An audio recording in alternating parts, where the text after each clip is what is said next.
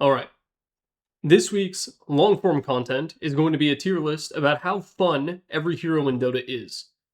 Now, all heroes are fun. Dota is a pretty fun game, in my personal opinion. It's a video game. It's even designed to be fun. The floor for hero fun is like pretty high, I guess is the point that I'm trying to convey. Even the bottom tier, just wants to grill, is fun in its own way. Those are for heroes who are like relaxed and chill and very low cortisol rather than being like actively unfun to play. They're just like less stimulating heroes, but obviously stimulating is too long to put in the headline of a YouTube video, so we're just going to call it fun.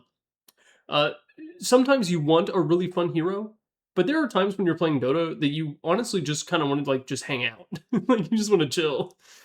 You can contribute to your team through your presence rather than spamming spells or mechanically outmaneuvering, and those are the kinds of heroes that are going to wind up being in just wants to grill.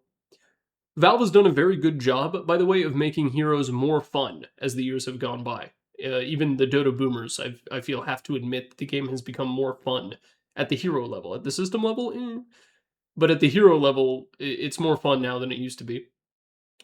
The ratings for these are going to take the heroes in all game states into consideration. So if you're winning, losing, being teams designated poor little meow meow chud baby while everyone else is going on a godlike streak, that kind of thing. All of that is going to be considered. Certain heroes are absolutely miserable to play when losing due to like a variety of different factors. There's a whole tier dedicated to that right in the middle, only if winning.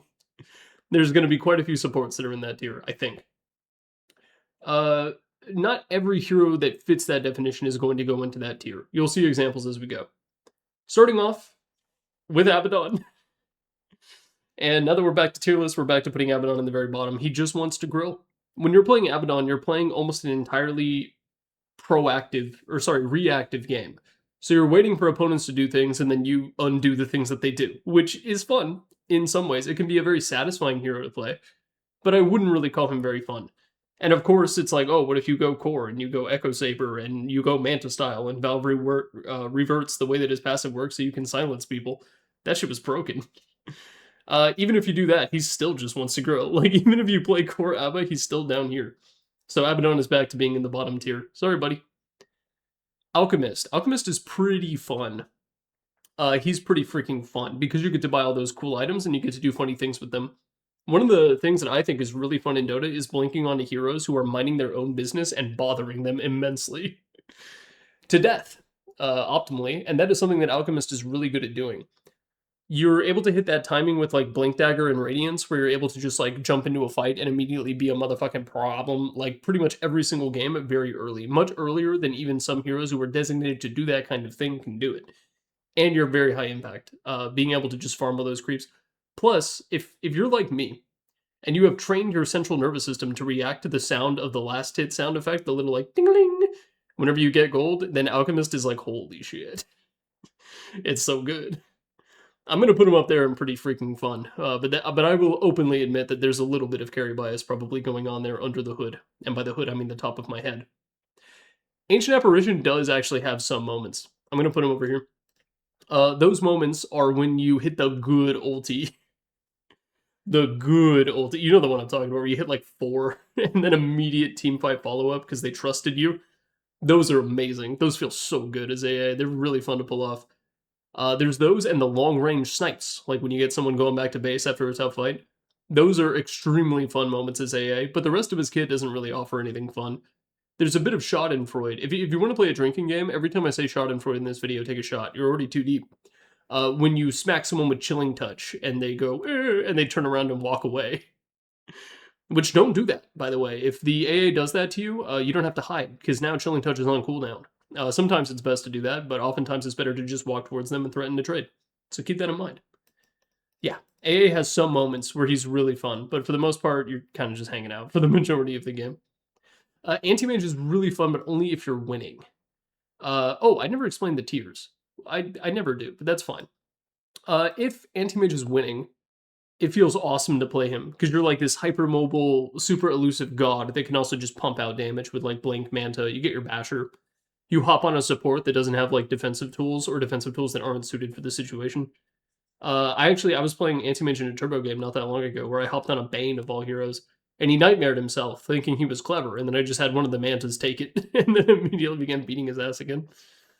You know, in such situations, I guess you can flip the coin and try to fiend script the remaining two anti-mages, but hey.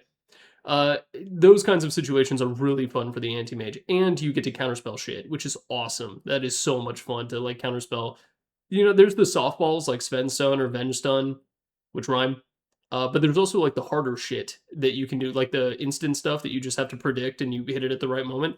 Those feel good. And then the conditional skill shots, oh my god. Like Shackle? Oh my god. If you ever reflect Shackle Shot and it gets Wind Ranger onto a tree, it feels amazing. And God help her if you manage to steal her ultimate.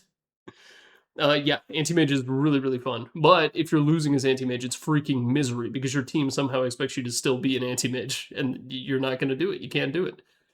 The dick's not big enough. Arc Warden, very fun hero to play. Oh my god. First off, you have the solo kill potential, which I've started talking about more when it comes to Arc Warden. Being able to, like, drop double flux and then plant ghosties at someone's toesies and then have it kill them is super fun. And having that threat to the vast majority of the cast, I would say, is really enjoyable. And then you have a fuckload of buttons to press. Oh my god. If your definition of fun is just like turning out your keyboard, you can absolutely have that kind of enjoyment on Arc Warden. He's super fun to play from that perspective. And you scale, and you can sometimes play those games where you just become a god. He's very fun, in my opinion, Arc Warden. If you want a fun, challenging mid-hero who's very rewarding, go ahead and try playing Arc. Axe is like, oh my god, he might be in Prop Hat Lollipop, which is the top tier. For the audio-only listener, Prop Hat Lollipop, because Propeller Hat didn't fit. Maybe I could have made it work, but he might be up here, man. He's so fun. Part of it is the voice lines, honestly. Like, I think we're going to put Axe up here. There's actually going to be a good chunk of offlaters in Prop Hat Lollipop, now that I'm really thinking about it, because there's a couple of other heroes that I have in mind. Yeah, Axe is super fun to play. You have the, you blink in, you be a man, you hit call, you can obliterate people once you get, like, Blade Mail and Blink, or even just one of those things.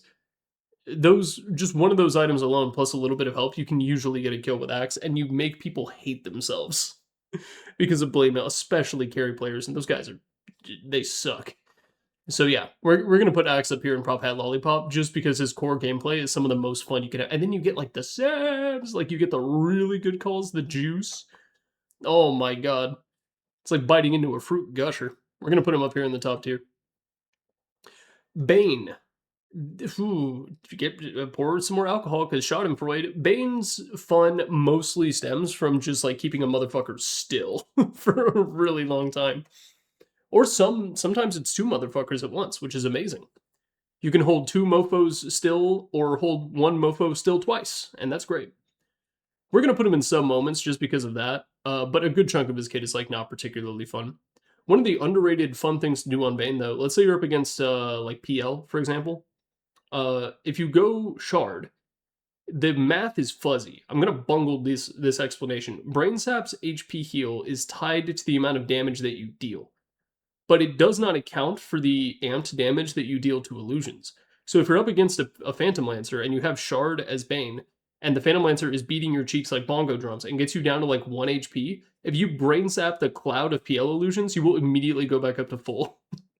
Because it calcs the damage as in, because it's pure damage, and then it's multiplied because of the illusions, and then you're hitting, like, 9 of them at the same time. So you wind up healing for, like, the equivalent of 30 brain saps. I don't know why it works like that. But Bane rules. I'm going to put him in some moments. He's a personal favorite of mine, but some moments, I will admit. If you're losing as Bane, you're literally just walking around hoping nothing bad happens, which is not fun. Batrider. Batrider's fun if you're winning, I think. If you're not winning, he's not so fun. Because when you are winning as Batrider, you're able to play the core gameplay loop of, like in the lane, for example, you throw napalm on people and you can firefly them. In ideal situations, you're actually doing that exact same pattern for the rest of the entire game. The only difference is that you have a blink dagger, so sometimes you're blinking in and lassoing someone first. If you're winning as Batrider and you get to do that and just be like an instant ball of chaos in team fights, yeah, he's very fun. But if you're behind and you lose the ability to blink in, because Batrider defensively doesn't have shit. Flame Break does not satisfy when it comes to a team bearing down on you to, like, tear you apart while you try to BKB ult, or BKB piercing ult the most vulnerable person on their team.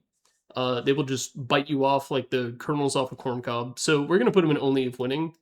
Once you lose the ability to blink in on him without buying defensive tools, then he's not so fun. But hey, until then, you're good. Beastmaster is like actually not very fun to play. Earlier I talked about how Arc Warden, you have a bunch of buttons and you can like mash those buttons and that's fun. And Arc Warden is a micro hero, but micro doesn't have the same degree of satisfaction as like face rolling your keyboard. Micro is hitting a lot of buttons, and Beastmaster absolutely can do it, especially if he's doing the Helm of the Dominator and the Helm of the Overlord things, but I actually don't think that, like, Micro doesn't satisfy the same thing. I'm gonna put him in some moments, because when you're chasing people down early game and the boars are, like, just enough that you can run them down between the tier 1 and tier 2 tower, that's really fun. And the dad sneeze is good. Ruining a BKB is always a pretty fun thing to do. Awful for the other person, I'm not gonna say it. But that for you as the Beastmaster is usually a pretty good time. And he's also, when you pick up the bounty rune, he goes, wahoo! That's a good time. Bloodseeker. I think he's like, the most fun you have with Bloodseeker is when you ult someone and you throw your big circle on the ground and then they're just doomed. And the only thing that's left is for you to like walk up and hit him a couple times. And like, that's not as nearly as much fun as some of the fun you could have with other carries and with other heroes, to say the same. I think wow, you get to be freaking fast though. And you're only fast if you're winning, so we're gonna put him in only if winning. He's a bit of a weird case though. He's quite boring unless those conditions are met, where you're able to either like deliver a swift and just death to someone, or you're moving around at like 1200 movement speed, which is a good feeling. Bounty Hunter. He's another only if winning character. Keep in mind that this is a hero almost entirely dedicated to snowballing. He is like the snowball hero, not only from his own perspective, but also the perspective of his team. In ideal situations, when you're playing as Bounty Hunter, you get to the point where you yourself can be a kill threat. Like you find a position 5 just like waddling around in their jungle and you yourself can kill them. Which is not super often. I guess it depends a lot on what items you go. Desolator Dagon is my personal preferred. Fuck it, amp both kinds of damage. Only if winning for Bounty Hunter. And it's pretty fun if you are, because you could just choke out the enemy like crazy. Brewmaster, kind of similar to Beastmaster in some ways. The thing about him, though, is like, if you're not an ulti, you're not having fun. There are maybe some exceptions for this. I've sort of realized that Brewmaster's laning phase is a lot better than I ever remembered. Because not only do you have the level 6 power spike, but when you throw out your secret sauce and then you make it clap on them, it's actually a shitload of damage, and they're slow as hell, so you can just walk after them and right-click, which is really annoying to deal with. And that's kind of fun to do, right? It's fun to be like, oh, I'm just a little old Brewmaster, I'm not even level 6 yet, and then you can just still just like trade like a freaking demon in the lane. There's some satisfaction in that, so we're going to put him in some moments, mostly due to his ultimate, though. When you're in the ulti, it's very fun. You have a lot of buttons to press, you can run around terrorizing everyone. Again, Ball of Chaos, the way you can be with Batrider and Alchemist too, though I didn't use that term earlier. That's got an appeal. So some moments for Brew. Bristle. Bristle is really fun. Bristle is really, really fun to play. I'm going to put him up here in pretty freaking fun, because not only do you have this insane damage output, but there is a satisfaction to tanking an entire team at the same time. And if you're ahead on Bristleback, you can do that. But the thing is, and the reason he's not an only if winning, even if you're behind, you can still tank like crazy, and you can still be this like slow growing threat. Plus, you get to hit a lot of buttons, you know? He might be like the most button masher character outside of like anyone to do with micro. Once you have micro, the button mashing gates open unto you. But that's like unethical button mashing. You know what I mean? Bristle keeps it ethical. He keeps it halal. That's the word I was thinking of. Yeah, pretty freaking fun, Bristle. Plus you hit like a goddamn truck for some reason, because Warpath is a weird ability. Brood. Man. Brood is, like, she's just stressful. Like, playing Brood Mother is actually just a really stressful experience. I've only done it in bot matches and an in-house once that I refuse to talk about. That's like the only times I've really played a lot of Brood Mother. But in my experience, like having, like, it's a combination of multiple factors. We're gonna put her in some moments, because you do get those times where you have like crazy turns because of what's the thing that gives her a free satanic Anadatalus? What's Insatiable Hunger? That's it. You can do some really crazy turns with Insatiable Hunger, and that's fun. But outside of that, I think she's primarily just like stressful. It's like stress micro for the bulk of the game. Plus, you have to keep like tower damage into account. You have to like keep track of pretty much everyone's movements all the time while doing all of the other shit. She has her moments for sure. Brood can be fun. And if you're being paid to play her in order to boost accounts on NA West at 3 a.m., it's probably satisfying in some other ways. Financially so, maybe. Centaur. The thing about Centaur, so I know what you're thinking, like, oh, you get to blink stun and be a big fat bitch, and like that's fun. You just talked about how tanking damage is fun, and it is. But with Centaur War Runner, you're not actually that tanky until you buy a bunch of tank items, and Vanguard is like not enough. It does not pass muster because you still don't have any armor. So even if you're blocking a certain amount of damage from every attack, if you jump in against heroes that hit hard but not fast, they're still gonna freaking melt you. Not to mention that magic resistance is kind of a pain in the ass to buy on him because you can't go. You don't have like the easy build up into Eternal Shroud that you used to have. But that's a topic for another video. But if you are ahead of Centaur War Runner and you are tanky and you do get to live that fantasy of being a big fat bitch who jumps into the middle of a fight and hits the R button, then it's fun. His ultimate is also fun now that I'm really thinking about it. You get to hit ulti and you and your friends get to run over people, which in real life is illegal. You go to jail. But in Dota, you're rewarded for it. Really makes you think. Chaos Knight, very fun. He might actually be in Prop at Lollipop too, now that I'm thinking about it. He is like the jump scare demon. I've talked about that quite a bit, but getting like sucked from the tree line and then into 4 different CK illusions that are all beating your cheeks in the same like rhythm. Man, when you have the ulti up and all of the hits are like barely desynced, so it's like that's good. I have no idea if the sound I just made was picked up by my microphone. Honestly, kind of hope not. It was bad. But yeah, CK is super fun. You get those big juicy crits. You have the lifesteal thing that I kind of mentioned with Broodmother, and then Bloodseeker has that kind of too, and also Bane that I mentioned earlier in the PL matchup if you have a shard. Hyper specific, but CK you get to do that shit from level 2 because if you're like me, you max crit and you max crit on CK, and then things hurt and they heal you. It's very good.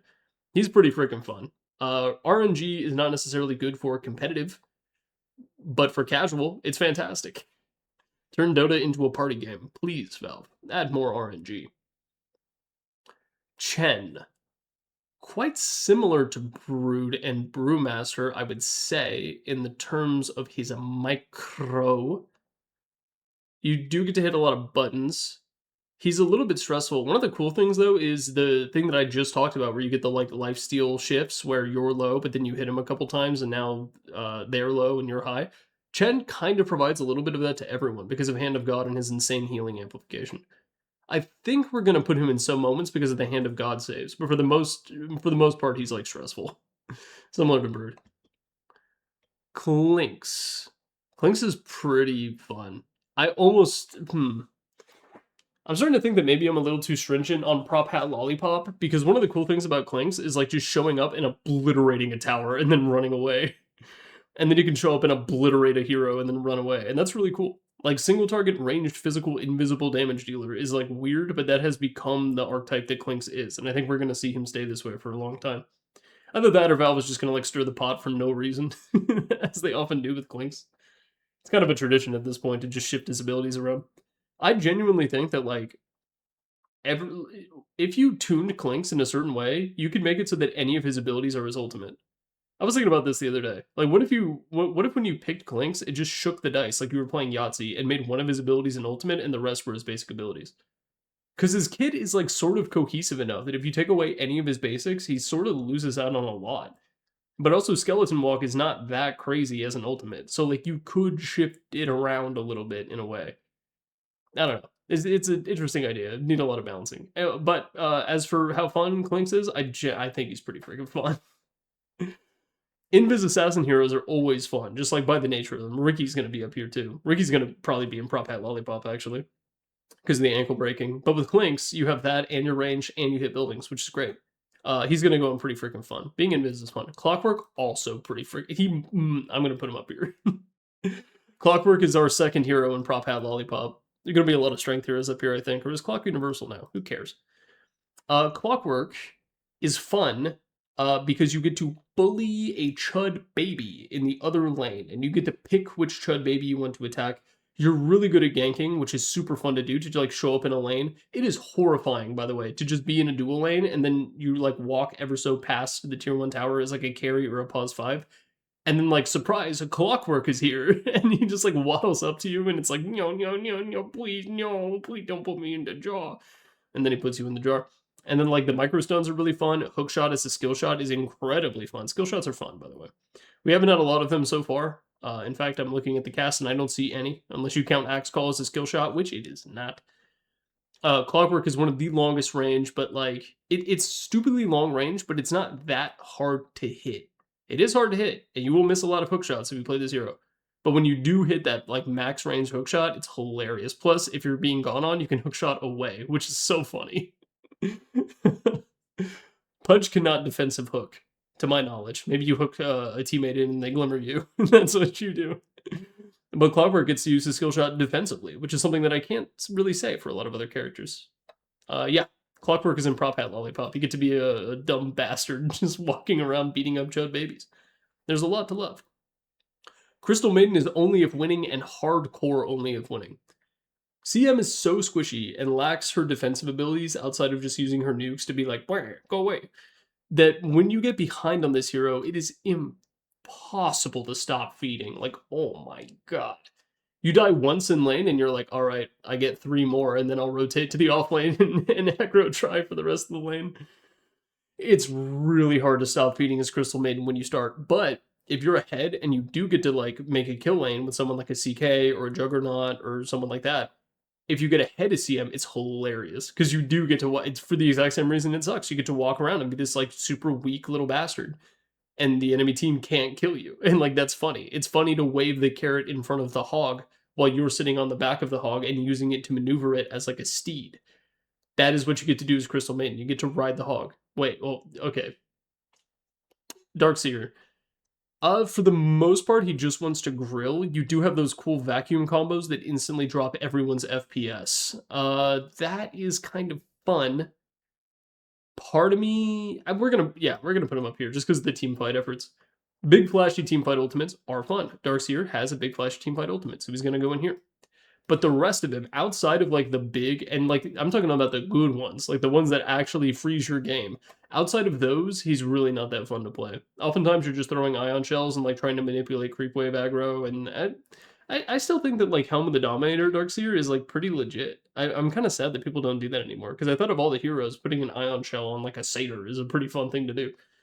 But people don't do that anymore. They just like stack auras and then they get a blink dagger at some point, maybe an Aghanim Scepter. Some moments for Darkseer, and it's really just one moment. But it might happen multiple times in a game. Dark Willow, hilarious. Dark Willow is pretty freaking fun. I'm gonna put her up here. Dark Willow is fun for a bunch of like weird reasons. Like all of her abilities are so freaking awkward, but they combine in a way that is hilarious to be. Like you put down Bramble Maze and okay, one of the funny things about Dark Willow is you can instantly tell how smart the people on the enemy team are, like how competent they are as players. Because when you put down Bramble Maze, you're guaranteed 1, right? What you do on that ability, if you don't know, you disable Quick Cast, and then you're able to see the layout of the brambles before you commit. And so you can align it so that one of the brambles is right on top of whoever it is. And the like, what's the opposite of fade time of the brambles is such that they're pretty much guaranteed to get hit by it. It's like 0.3 seconds or something. So that 1 is guaranteed. But if they just like walk around and then like there's nothing stopping them from like walking into 4 of them for no reason. And sometimes they do. And that's really funny. It's fun to watch people like not be able to handle Bramble Maze, and you can immediately tell a lot about a person by if they can't. Curse Crown invokes a sense of doom, and then you have why could I suddenly not think of it? What's that thing she do where Jack spins around and instantly kills you? Bedlam, that's what it's called. Yeah, you have Bedlam. And being able to just solo kill people with way more HP than you as Dark Willow is hilarious. That's very funny. Not to mention Terrorize is very funny, and it has a bunch of synergies. So you can do like teamfight wombo combo bullshit with her too. She's fun in most ways that a hero can be fun. And she has a real defensive ability with Shadow Realm, and you can become a fucking machine gun turret. Yeah, she's pretty freaking fun. Dark Willow is in the second to top tier. She's awesome. Dawnbreaker. It is fun to hit the Q button and instantly kill supports, I won't lie. It is not fun to have your ulti go to complete waste and then you turn a feed into a 2-for-1 special. I'm going to put her in only if winning. When you're ahead as Dawnbreaker, she's a freaking hoot and a holler. She genuinely is super fun to play. You get to do a ton of physical damage. You get to heal your team, big bombastic teamfight stuff. But the valleys for Dawnbreaker are very low. And it is, if you're not already winning the game in some capacity, you need someone worth saving. It's like, that's the problem with Dawn. You really need someone worth saving on your team in order to make Dawn fun, and you need to have a good lane, which you usually do. Soul Ring, throw the hammer, yada yada yada. Only if winning for Dawn. She's fun though. She's fun. Dazzle. It is funny to hit the Q button and run at people. We're gonna put him in some moments because of that and the clutch shallow grave saves, which feel good to do. You get a good shallow grave save, and oh my god, it feels nice. And you know your teammate is like cheering for you too when that happens. And that's a good feeling. That's most of what I have to say about Dazzle. Death Prophet. You kind of just want to grill. Like, I think she's our, yeah. We're going to put her down here. Keep in mind that one of Death Prophet's strongest basic abilities is Crypt Swarm, which is literally just fuck off, like the spell. It's just like, go away. Go away and give me all range creep. I don't know why I turned her into like an irate British man, but don't worry, that was what she was before she died, actually. A lot of people don't know. She dressed like the Monopoly man, and she had crumpets. Death Prophet doesn't have a lot of the things that make a hero fun. You don't get to press a ton of buttons. The one thing you have going for you is you have the Spirit Siphon turns, where like people go on you, but you manage to Spirit Siphon like a Siege Creep and 2 other heroes at the same time.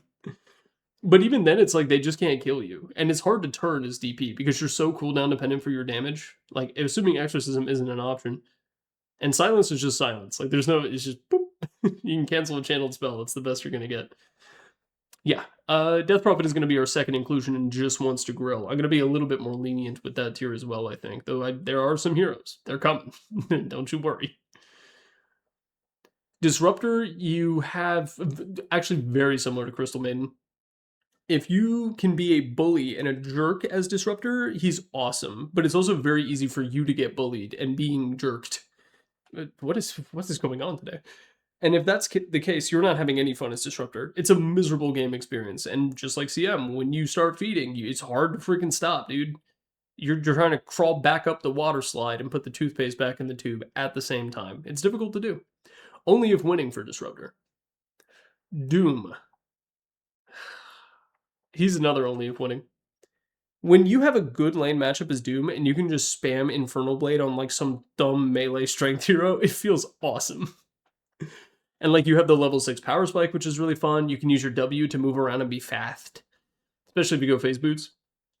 There's a lot of fun to have as Doom. Plus you can get jungle creeps and do really silly things. You can eat the mud golems and you can have your little Doomlings and then they can do stuff too. Okay, does that still work? I don't know if that still works or not. You used to be able to eat the mud golems and you would have little Doomlings when you die. But even if you can't do that, you still get a unit target stun that goes thunk when you hit him with a rock. There's a good amount of fun to have from Doom from a variety of sources. But if you're behind and you know that even dooming someone won't kill them, then the hero is pretty miserable to play. Because part of it is because you're so good at farming between Devourer and then like Scorched Earth. And that, maybe you go Midas, maybe you go Radiance, you shouldn't. But you can go those items, and then you're so good at farming that you don't even want to play the game anymore. You just want to go play Farmville. But if you're winning as Doom and you get ahead and you're having fun and there's good Doom targets and your team is with you, he's awesome. But only in those circumstances can he be a truly fun hero. Other than that, you are mostly an ult bot. DK is genuinely fun. You wouldn't think it because he's like John Dota and he's supposed to be boring. And vanilla. But vanilla is not boring. I could go on a whole rant about how like the vanilla orchid is like extremely rare and difficult to find and only blooms twice a year and only grows in a particular climate. And it's disrespectful to a plant to say that vanilla is boring. The same is true for Dragon Knight. You can say that anime sucks and that's fine. But vanilla is fun. Dragon Knight is fun because you have a big fat stun and it makes a funny noise when you hit people with it. And you do a lot of damage, and you can tank a lot of damage, and those are both really good. You also have the Dragon form, which can do a ridiculous amount of damage, depending on how you build. There's a lot of things to like about being DK, and you're kind of guaranteed to play the game when you play DK, which I think is one of the strongest traits and like a pretty overlooked aspect of his character. DK is really recommended to new players because even if your lane is tough and like the game doesn't look good, you can still play. You can still play the freaking game, and that's good. We're gonna put him up here in pretty freaking fun, partially because of the dragon jump scares with Blink, and that's good. Oh, and you smack towers bigly. That's good. That's good. Drow Ranger, only if winning. Drow Ranger, you can be like your team's designated white woman if you're like super far behind and the enemy team is just beating your ass every chance they get. Like you get ganked a couple times early as Drow Ranger and you freaking feel it because your jungle speed is good, but it's like it's not though. Actually, it's like fine. It's not even good. So when you get behind, you really freaking feel it. But you get those like late game situations where you're like raining 400 damage pure right clicks on people, and it feels awesome. You know, there's something to be said about like being really far ahead as Drow, or even just in the super late game. Even if you're not ahead, but the game goes really late and you get all your fun items like butterfly and whatnot, it feels good to play as Drow. But if you get ganked over and over again and your team is losing, Drow is a really hard hero to like come back into the game as. So we're gonna put her in only if winning. Those big fat arrows are quite fun. Earth Spirit, super fun. We're gonna put him up here in Prop Hat Lollipop. There's a reason that people who play Earth Spirit freaking adore him. And when I started making this tier list, he actually was one of the first heroes I thought of as being super fun. Being able to like, okay, Magnus has the yoink, right? Where you blink behind and you do all that. He needs a blink. Earth Spirit does not need a blink to yoink. He can just rolling boulder in and then like kick you under a tower. And that's hilarious. You have skill shots at the wazoo because of boulder push and not geomantic. What rolling boulder is a skill shot as well. Your ultimate is like a big bombastic team fight thing that like ruins everyone's day because it's like a long AoE silence that also deals a shitload of damage, and you can keep that party going by just like cracking more remnants on top of people. So there's a lot of different ways in which he's fun. The one writer I would give on Earth Spirit is you have to actually be good at him. Your first like 10 games as Earth Spirit is freaking miserable. But once you hit a certain point and you're able to have a lot of fun, he's by far one of the most fun heroes in the entire game. All the spirits are going to be up here, by the way. Like, probably not in Prop Hat Lollipop for all of them, but they're all going to be in at least pretty freaking fun. Storm will probably be in Prop Hat Lollipop, though. Do y'all understand what I mean? Like, when I say Prop Hat Lollipop, the little German boy with his little hat, and he's holding up a lollipop, and maybe there's like a chocolate smear on his mouth, and he's got lederhosen on. That's what I mean. Oh god, this lobby is full of ancient players. Earthshaker. Oh my god, he's up here too. Earthshaker's hilarious, dude. Oh my, he's so fun to play. Now, when I say that, you're probably thinking of the Echo Slams, and the Echo Slams are extremely fun. Don't get it twisted. It's a big part of why he's so fun. But another element of Earthshaker is fissure, and fissure blocking is hilarious to do. Being able to continue the chain stun from a distance with his shard is also really fun to do. Just like nuking a creep wave is really fun to do. And while he doesn't have like a skill shot in the traditional sense, he does have the slugger thing, which I don't know if that's still what it's called, but is innate where when you right click a creep and kill it with either your spells or with an enchant totem hit, it like flies away. You get to like microdose Templar Assassin Sideblades as Earthshaker as well. And like, he was already incredibly fun before that. Now, if you are behind, it's kind of tough. But Earthshaker is one of those characters that like you kind of can rely on to get you out of a bad game. Like as long as they get Blink Dagger and I don't know, do support Earthshakers go Kaya these days? I don't know. But you get those kinds of items, and like an Echo Slam can get you back into the game. So he's very fun to play from like multiple angles. The landing stage is fun because of Slugger. You get to whip out your freaking penis with Fissure. You have the big ass Echo Slams that are super fun. There's a lot to be said about Earthshaker. He's in Prop Hat Lollipop. He's super fun. Elder Titan. Is he worthy of... I almost want to put him in just wants to grill. But it's not true. You do have some moments. The thing about Elder Titan is like... The fun things about Elder Titan are not the good things about Elder Titan. It's kind of weird. The fun things about him is when you have 900 bonus damage and you like two-shot a Muerta with Echo Saber. That's really fun. That's a really fun thing to do. The other fun part is when you get a good ultimate. The problem is that neither of those two things ever happen. that shit does not happen. It's fun to hit people with the briefcase and give them the business. It's good. It's good. But those situations where you actually get to like make an impact as a result of hitting people with the briefcase are pretty freaking low. And then your ultimate is so hard to set up. And like you can sleep 3 people in a ranked immortal lobby and everyone will still like jump over the fence in order to make them wake up and ruin it. That's just what they do. It's terrible. It's terrible.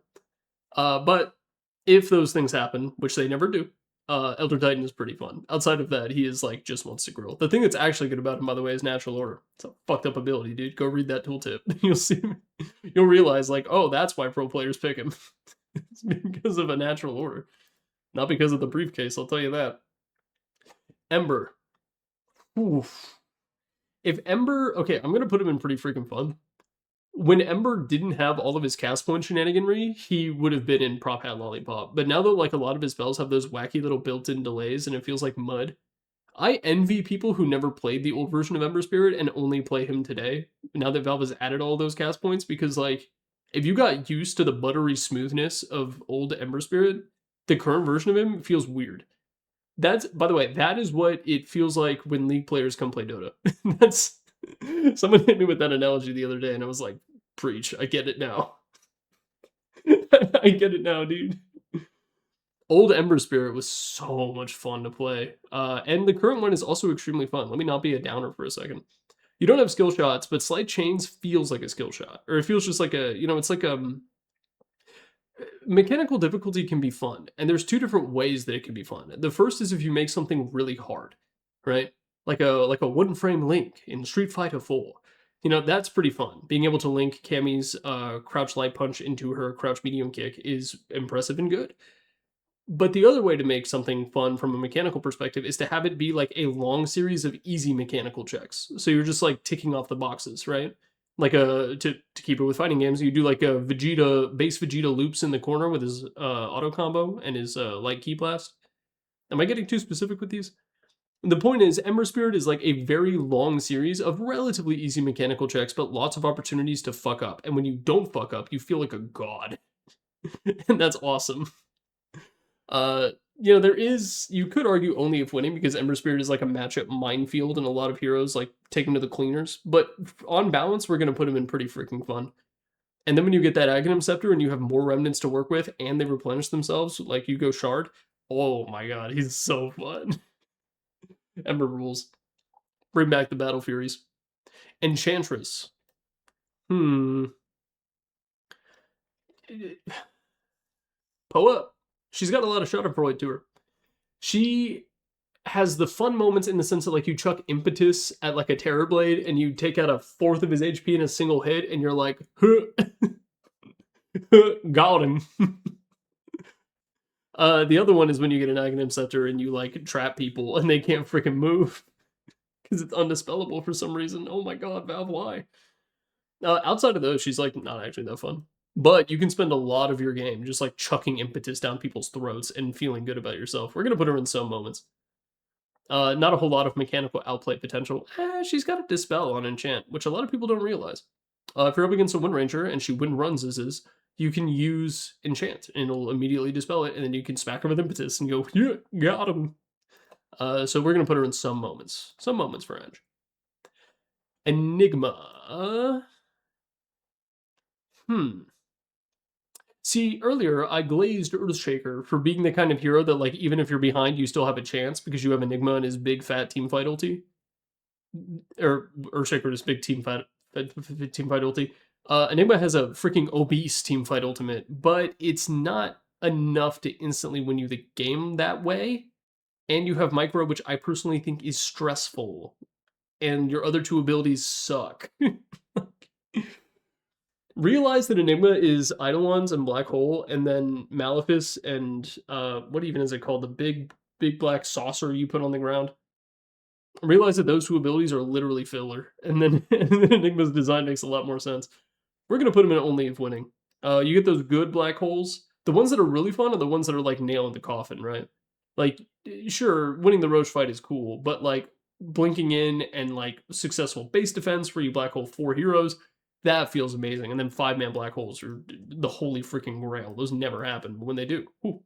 You remember for the rest of your life, even if you're not the Enigma. Even if you're the one getting black hole, you usually still remember because you get traumatized into not grouping up against Enigma. It's a self-defeating cycle, these 5-man black holes.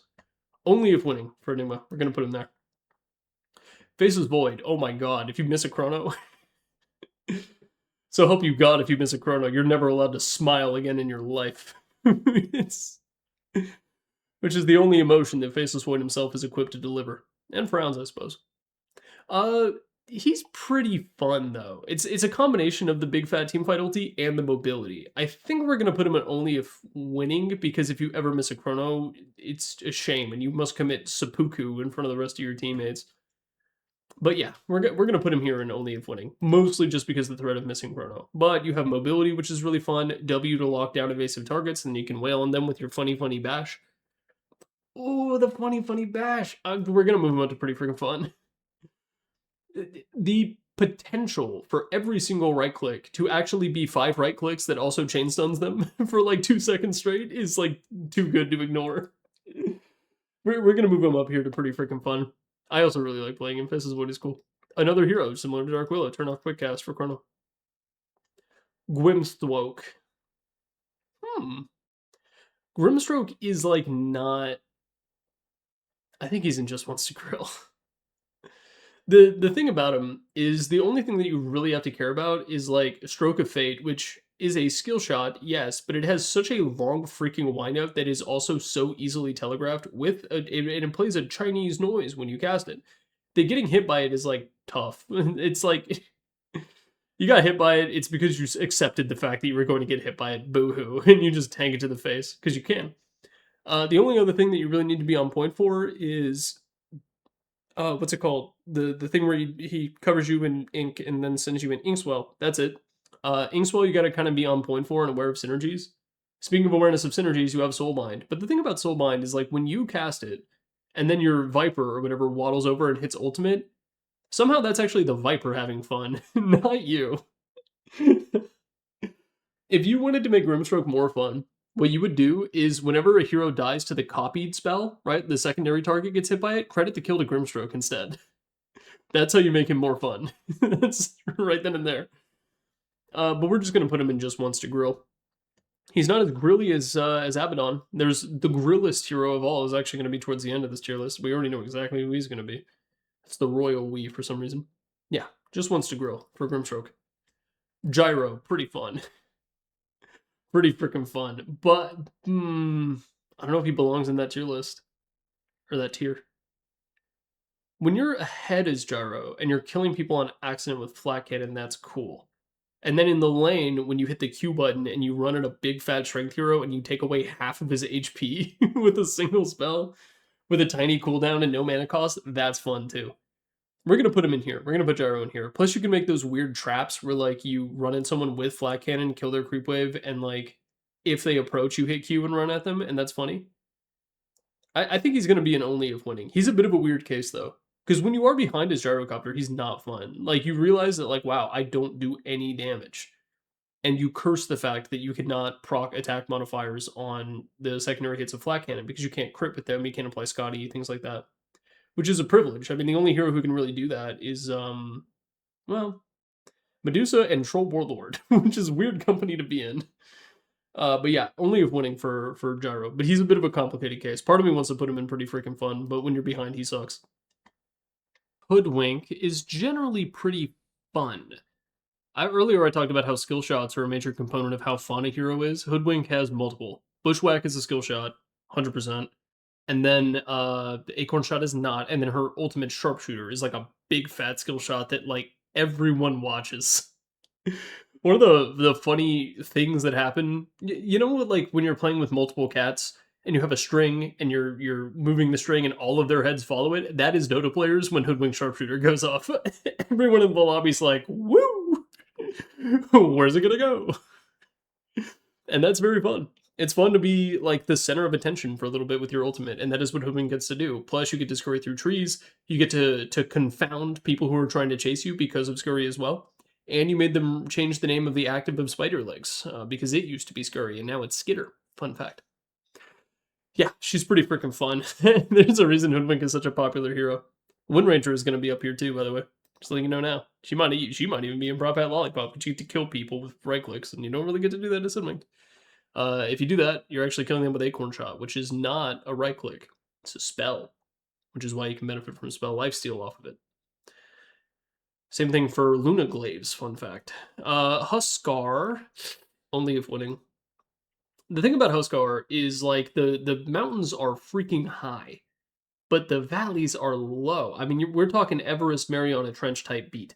Because if you're winning as Huskar, first off, the other person that you're leaning against is completely miserable the entire time. They want to die, and you can oblige them.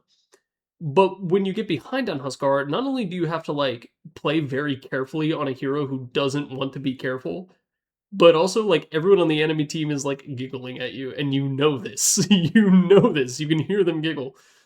Voice chat is enabled for the enemy team when you're playing as Huskar and you're losing, because they are living in your head rent free. You remember back in the days of Counter Strike Go, where in the middle of the match at the halftime it would open up voice chat for everyone, and then it would just be like snarling dogs, like just barking at each other from two sides of a chain link fence for like 8 seconds before you switch sides. Huskar, yeah, he's really, really fun when you're ahead. Really, really fun. You get things like Aghanim Scepter, and then you can get like guaranteed solo kills. Basically, the damage output is monstrous. You can have that. That it's similar to the idea of like the lifesteal swing with Huskar. It's just that like you get low and then you start healing up, and they can't quite kill you, so you stay at 1 HP for a long time, and that's really fun. It's fun to be like a little bit of a drain tank sometimes with Huskar, even though that's not what you are, because Dota doesn't have a drain tank because we don't have a vampire character, and Night Stalker doesn't count. But only if you're winning. Huskar is incredibly fun, and he is so freaking fun. But god damn it, you get bashed by Roche 3 times in a row, and then it's like, well, time to kill myself in mine. No, I don't post on TikTok. I don't have to say kill myself in Minecraft. I can say real life. Huskar is cool, but only if you're winning.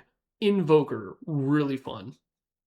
Really fun. We're not going to quite put him in Prop Hat Lollipop tier, but having access to that many spells, wow, you get to press buttons like crazy. We are going to move him up here. You have so many things to do and so many interesting ways to play the game with Invoker because you have so much like build variety. Right now, you go Meteor Hammer. You go Meteor Hammer, and your shard is a radiance that turns you invincible. I mean, invisible. Might as well be invincible. It's so fun. He's so freaking fun to play. And you get to hit the buttons good, and you get to have big flashy teamfight stuff, and you have skill shots. Yeah, I was crazy to put him in the very top tier. Invoker is stupidly fun. One of the stats that always kind of it vexed me is that Invoker is an incredibly difficult, mechanically unique character with a custom input system built entirely to him. One of the hardest heroes in the game to play, and yet he is also one of the most played. Isn't that weird? Like in most games, if a character is really, really difficult, even in Dota, like a lot of the really hard characters, like Broodmother and Arc Warden and like Morphling to a slightly lesser degree, a lot of them are like not popular heroes. Like they're really only played by a specific subsection of the Dota 2 population. But Invoker, who is as hard, if not harder than all of those heroes, is one of the most played heroes in the entire game. If I remember correctly, he's in the top 10. He's like 5th or something. Which is absurd. It's because of how freaking fun he is. He's one of the best designs in the entire game. Prop Hat Lollipop for Invoker. Super fun to play. IO. Oh. So the thing about just wants to grill, the thing about this tier, right, is IO doesn't just want to grill. Well, hold up.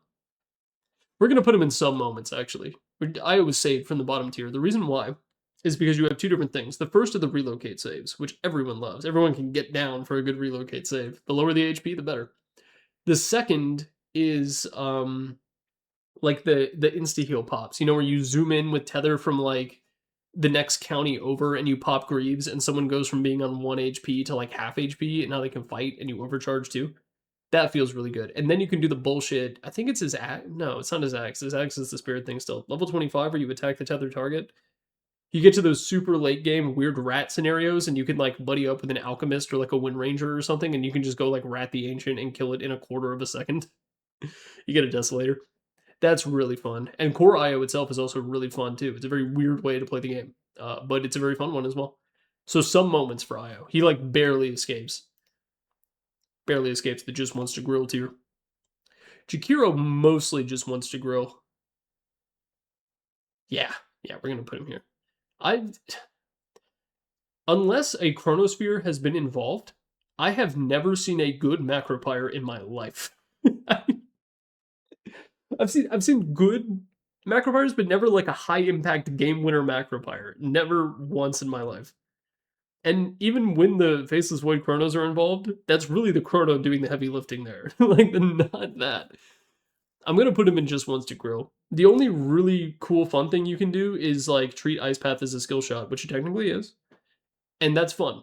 But like, rarely is it game winning, and rarely do you ever hit more than like two people. Like a two-man Ice Path is like, yo, crazy. A four-man Ice Path, I've seen it, but like it doesn't happen very often. And like a five-man Ice Path, buy a fucking lottery ticket, dude, because you can't even do that shit on purpose. Like, we're gonna put him in just once to grow. And there's nothing wrong with that. There's nothing wrong with being a hero who just wants to grow. Actually, I enjoy playing Jakiro. These others, no, but you know. Jug. Jug is fun to play because of the macro mobility afforded to you by Spin TP, and then you can hit Omni Slash and you might get an ultimate, but you are, or a rampage, but you are gambling. And gambling is fun. I think he's going to go here and only if winning. For similar reasons to Faceless Void being so high up, though Faceless Void isn't pretty freaking fun. Jug doesn't have the mobility tools, though. You have to buy a Blink Dagger like a freaking peasant. If you have the good Omnis and you have a good lane where you're able to grind it out, Jug can be extremely fun. But there are bad lanes for Jug. And when you're in a bad Jug lane, it's misery. It's abject misery. Only if winning. Only if winning. Healing Ward is not enough to deal with all the bullshit you have to deal with in a bad, like a double, like Phoenix Snapfire or something like that. It's like, fuck. Then you do drop Healing Ward and Phoenix just dives in and right clicks it once and then it dies. Coddle. Not even going to try doing a name joke with him this time. Support Coddle is the most mind numbing, stupid shit.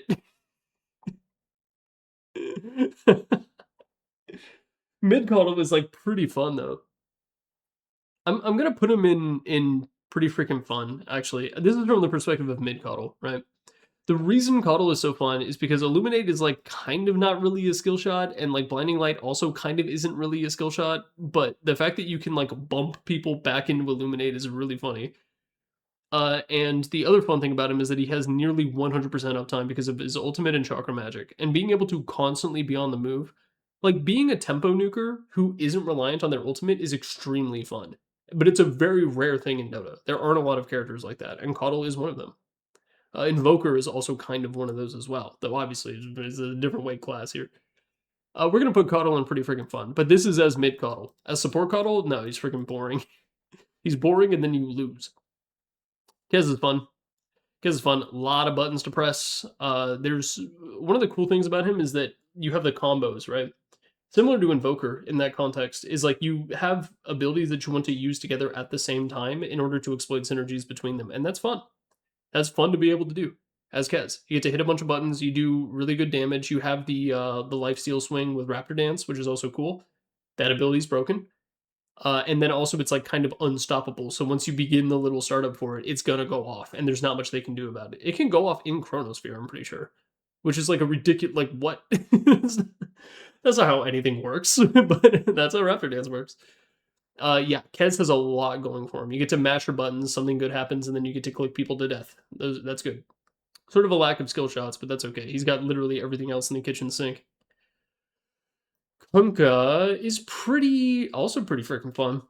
You have Tidebringer, which is we'll call it a skill shot. It's okay, little guy. We'll call Kunkka a skill shot. You've got that, which is already really fun, and then you have the X marks the spot combo, where you can like torrent people, and then you can go for like the attacker type shit, where you're like trying to torrent invisible heroes, or you can just like boat someone from the tree so they don't know you're there, and then you can just like hit it raw. There's a lot of cool stuff that you can do as Kunko, and almost all of it is very fun, and you're just a tanky bastard, which is cool as well. And then if you really want to fun max, if you want to be a joy Chad, you can go Daedalus and Night or Silver Edge and do all that other stuff, and that's pretty fun, pretty freaking fun, I would say. Which is why he's up here in the second to top tier. Kunko rules. Largo, very fun. We're having a streak of pretty fun heroes. The K to L transition is full of good times. Largo is fun because you have a cute little rhythm minigame. And that's mostly it. We're moving him down. We're moving him down to only if winning. Your ultimate is fun to use, but a lot of your other abilities aren't that interesting. There's not a whole lot to say about them. The one thing I will say is Catchy Lick is deceptively hilarious with the things you can do with Catchy Lick. I was playing against a Largo the other day where I think it's at level 20, he gets a talent where you get 2 charges for Catchy Lick. And I walked up to D-Ward as Necrophos, who does not have the best attack range ever. And he licked me once to get me closer to the edge, and then licked me again, and then brought me down to the high ground. And you know, thank the stars and garters that I had my shard, and I was able to get out of there back up to my own high ground. But I remember that happening to me and being like, "Huh." I didn't know Largo could yoink, but it turns out he can. It's very dumb, and it shouldn't happen to you, but it could happen to you. And that means that by the law of large numbers, if you play enough Dota, you will get yoinked by the tongue of a frog. So only if winning for him, and almost all of that comes from his ultimate, which is fun. It's cool to be an engine for a death ball, but yeah, not much else to say. Frog Stomp is fine. Croco Genius, I'm not gonna lie, I'm starting to think Croco Genius doesn't do anything when you cast it on someone. When you cast it on Largo, you feel it. But I'm starting to think that whenever you cast Croak of Genius on another hero, it actually doesn't do anything, which is a shame. Ugh. Legion Commander. We're back. We're back to pretty freaking fun. You have a hard dispel, which is hilarious. Your Q does way too much fucking damage, which is great. You have lifesteal, so you can do a little bit of that drain tankery, and then you also have duel. And I shouldn't need to explain to you how fun duel is. You pick one guy and you say, "You and me, motherfucker." And then you go into the closet at the frat house and then you make out. Sorry, actually, you do. You get permanent damage, and that's really cool. Pretty freaking fun for her. Heroes with infinite scaling are fun. In my recent video about infinite scaling, I talked about how I don't like it at the conceptual level, but I will admit that it's freaking fun to play with. And Legion is like the star example of that idea. If only she stole damage, that'd be even worse. Lesh. Lesh is fun if you're winning. He's a hero who like isn't a tank by default, and you want to walk into the middle of 5 enemy heroes, which is a tall ask. That's a difficult thing to do for the bulk of Dota characters, for almost all of them. Leshrac is no exception to that, and yet he must. He must sally forth into the entire enemy team. And when you're able to do that effectively, which is difficult to do, you might need Yules, you might need Shivas, you might need E-Blade, you might know Aghanim Scepter if you want to grief.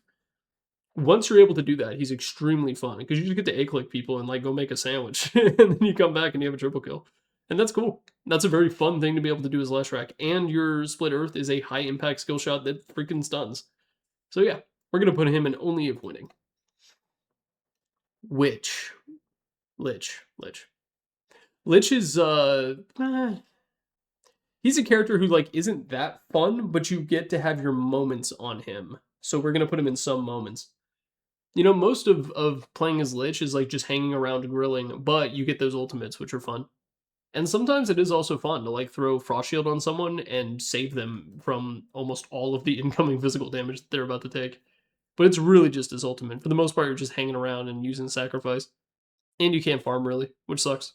There was a brief period of time where Sinister Gaze did like a shitload of damage to creeps. I don't know why they stopped that. I thought it was really fun. Some moments for Lich. Lifestealer. Ooh, you want to talk about drain tankery? We got Lifestealer right here. But at the same time, he really just hits you until you die. He's in some moments. He just hits you until you die. The ultimate is funny, especially if you go in Aghanim Scepter and you can do funny little shenanigans where you like hop up inside of an enchantress and then bash her, which is good. But outside of that extremely specific circumstance, there's really not much to do as Lifestealer. He's like pretty boring for the most part. I'm gonna put him down here and just wants to grill. Lifestealer does just want to grill. He wants to grill and farm the jungle for 30 minutes and then come out and then A-click the enemy ancient and win the game. And that's all you want to do. He's very boring. You know, he can be fun. You get into those situations where like you're right on the precipice of death, but you just keep smacking the Centaur Warrunner and you live. And like that's cool. That is cool. But that is not enough to get you out of just wants to grill. Lena's fun. Lena's really fun. You get to hit a lot of your buttons in very meaningful ways. The quantity of button mashing on Lena is not nearly as good as it is on some of the other characters, especially in this tier where you have heroes like Kez or Bristle or Arc. But the quality of that button mashing is very good because not only are you like the effect of your spell happens, but you also have the fiery soul stacks that you get to maintain. And you get to play this little mini game of like, okay, how can I efficiently keep up my fiery soul stacks? And that's cool. That's a very fun thing to be able to do. And you have the burst damage, and you have skill shots, kind of. I mean, LSA is a skill shot. It's mostly easy to hit, but you can miss it. And then like Dragon Slave is kind of the same thing, where it's a skill shot that is very easy to hit. Earlier, when I talked about the Dragon Ball Fighter Z combos, the base Vegeta loops in the corner, I talked about how sometimes the fun of mechanics comes from accomplishing a variety of relatively easy mechanical checks in a row. Lena is another hero that allows you to get a little bit of that feeling. So we're gonna put her up here in pretty freaking fun. Because not only does she have that, but she also has freaking Laguna Blade, and she hits you when you die. And she scales. And you can fly over trees if you go Agnum Scepter, and that's cool. Lion, only if winning. Only if winning. Very similar to Crystal Maiden. Once you start dying in the lane as Lion, you know that your game is freaking cooked. Oh, you're not gonna have any fun for the entire game. But as long as you're not in that position, it's like a pretty good time, at least in my experience. And then you have those games where you just go sicko mode and you wind up accumulating a metric shitload of finger stacks, and that's a really fun thing to do. To be able to like almost one-shot people. You know, getting to the point where you can one-shot people is very difficult. Now that Valve changed the charge damage, it used to be plus 50. Nowadays it's plus 25, but you also have the feast. So you can be able to get a shitload of charges from a single engagement, which is fun. It's fun. It's weird to have like a position 5 hero who can cleave. But hey, I'm not gonna argue. If you're winning his line, he's a hoot and holler. But if you're losing his line, it's pain. Pain incarnate. Lone Druid. Oh, not you, Marana. We'll get to you. Lone Druid is a weird example. You have micro, and most of the current way that you play Lone Druid is like not fun at all. It's such like a fuck it, I want to win kind of character right now, because what you do is you have the you play normal Lone Druid in the early game, but then you get to a point where you put the Maelstrom on the bear, and then you just take the struggle camps and the money tunnel as Lone Druid, the hero, and then the Spirit Bear is just waddling around the map doing everything for you. And the Spirit Bear is not fun to play. It's fun in the sense that like, oh look, I can like obliterate towers and like that's cool. But in terms of the buttons that you have to press, you have Roar, and that's it. And I guess you can recall the bear. It's just you're literally playing a melee creep, like a souped up melee creep for the bulk of the game, and then occasionally tapping over to like shift Q up, killing a bunch of camps as Lone Druid the hero. It's not very fun. It's not. We're gonna put him in some moments just because it is funny to like take a tier 3 in 15 seconds. And by a tier 3, I mean an entire lane of racks and the tier 3 that was guarding them in 15 seconds. That can be fun. But Lone Druid is always not very fun to play. Sorry. My condolences to Admiral Bulgod. Luna is also like the same exact thing. Earlier I said that the Lone Druid Spirit Bear, you're playing a big souped up melee creep. You're actually playing as Luna. I didn't even realize it, but yeah, Luna. You have the ultimate, which is really fun. You can pop that and then like run at people, and being able to deal damage while moving is unfair and also very fun to do in Dota, and Luna has a little bit of that. But for the most part, like in a team fight situation, you're just parking your ass in one spot and like standing your ground and hoping to get as much physical damage out there as you can. And when the numbers are good, it can feel nice to do that. But even then, I wouldn't necessarily call it fun. And other than that, you're just extremely efficient jungle farming for the rest of the game. You do have the high ground. You have Luna high ground, where you take the range creep or the range barracks by default when you just smack the melee one and it bounces between the one random statue and then the range and then comes back and then there's little triangles. That can be fun. It's fun to hit barracks as Luna, but like that's it. That's the most appealing part of Luna, is like already winning the game. And winning the game as any hero is a good time. So we're gonna put her in some moments. Borderline just wants to grill. She's down here. She's actually down here. She's in just wants to grill. Luna is not very fun, and that's okay. It's okay. Again, being in just wants to grill is not a condemnation of like this hero or the people who play it. Sometimes you just want to grill, and that's okay. This tier list is going to be really long. Like it. You get to pop ulti and run it at supports and kill them, and then even if your ulti is on cooldown, you can buy shard and send a single wolf after like a warlock and fucking kill him. And that's fun. Ratting is not what it used to be as far as strategic viability goes. I think he's going to be in pretty freaking fun though still. Being able to like mess with people with the wolves with relatively stress. I mean, it is micro, which is not fun by my definition. But if you can't do those things, you have to rat, and ratting sucks and isn't that fun to do. You know, there is Schadenfreude. Take a shot. Of like forcing enemy heroes to like retreat from a siege in order to deal with you smacking a tier 2.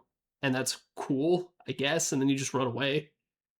But even so, like as far as fun goes, is Lycan more fun than Beastmaster? Yes. Is he fun? No. I'm gonna put him in only if winning. Magnus, super fun. Is he in Prop Hat Lollipop? We're gonna say yes. We're gonna say yes. You get to yoink, which is incredibly fun. Okay, we're gonna go through this like literally ability by ability. So you have your Q, Shockwave, which is like not, we're gonna say it's a skill shot. It rounds up to a skill shot, and it does good damage and it lets you hit heroes and secure range creep at the same time, and that's cool. Least fun ability is a skill shot, by the way. That is his least fun ability. Then you have Empower, which allows you to hit like a goddamn truck and cleave and farm like crazy and deal damage to a bunch of different heroes, and it has synergy with your ultimate, which we'll get to shortly. You then have Skewer, which is the yoink.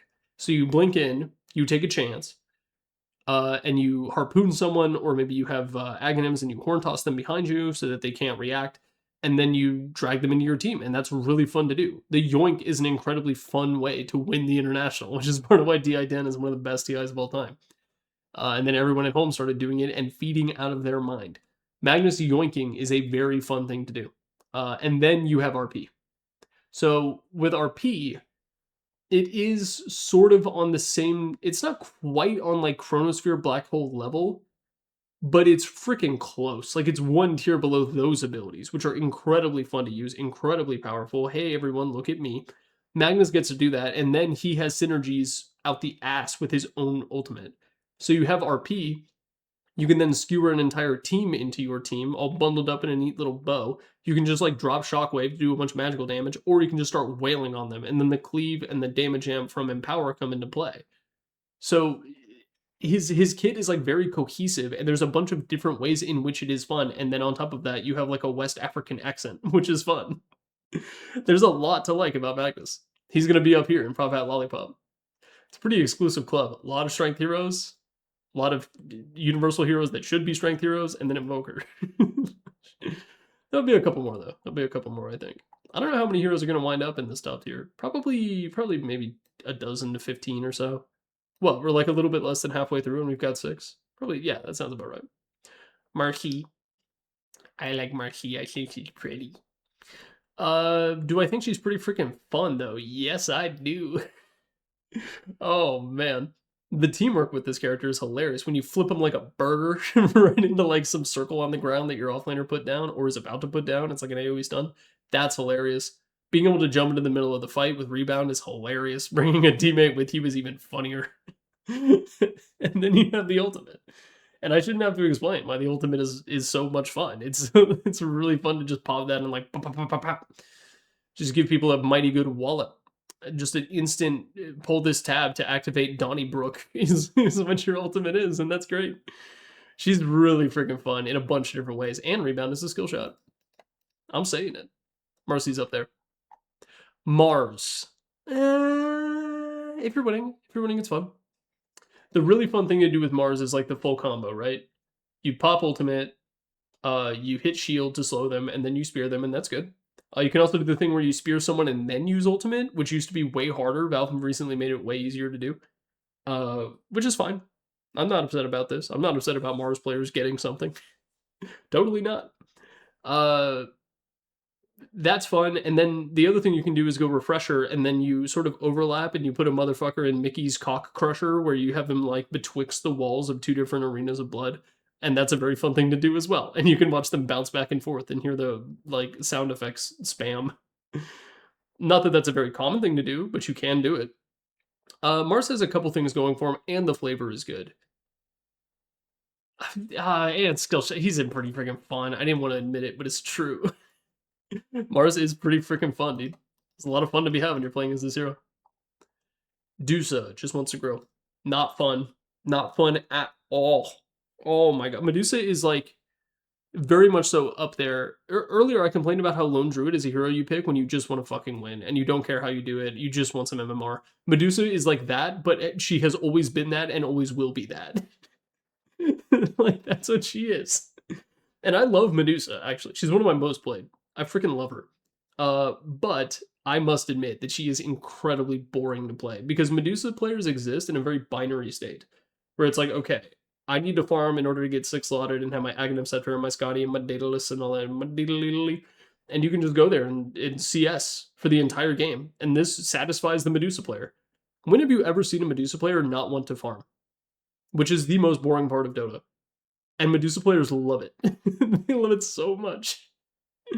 They're suckling at the teats of the Hellbears for 45 minutes straight, and then they'll come out and just win the game on their own, when they possibly could have just done it a whole item ago. Yeah, Medusa is boring as shit, but I love her for it. Oh, I love her. Meeps. Frustrating hero to play, in my opinion. I had a Meepo phase. I've talked about it a little bit before. I've played more Meepo in ranked matchmaking than I have like Invoker and Brood. Definitely not Arc. I've played a good amount of Arc.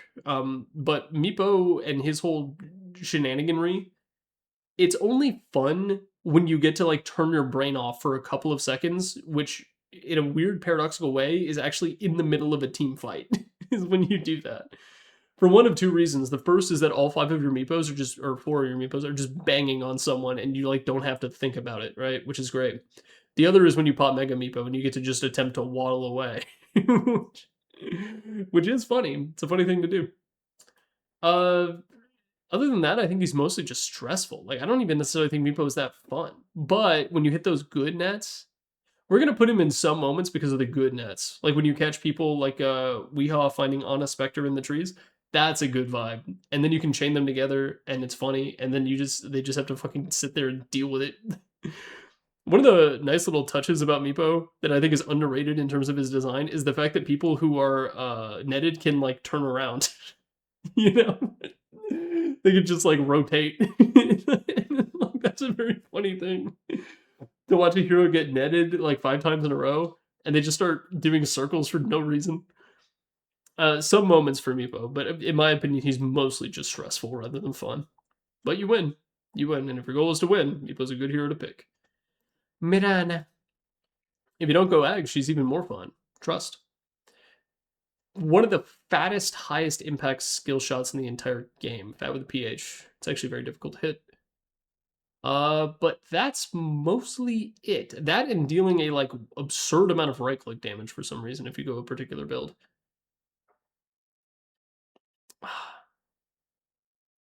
I'm gonna put her in like. Here's the thing: heroes that are entirely built around a skill shot, like Clockwork, for example, they can be really freaking fun, but they need to have a lot of synergy in their kit for it in order to like make that skill shot good. And the skill shot can't be too hard.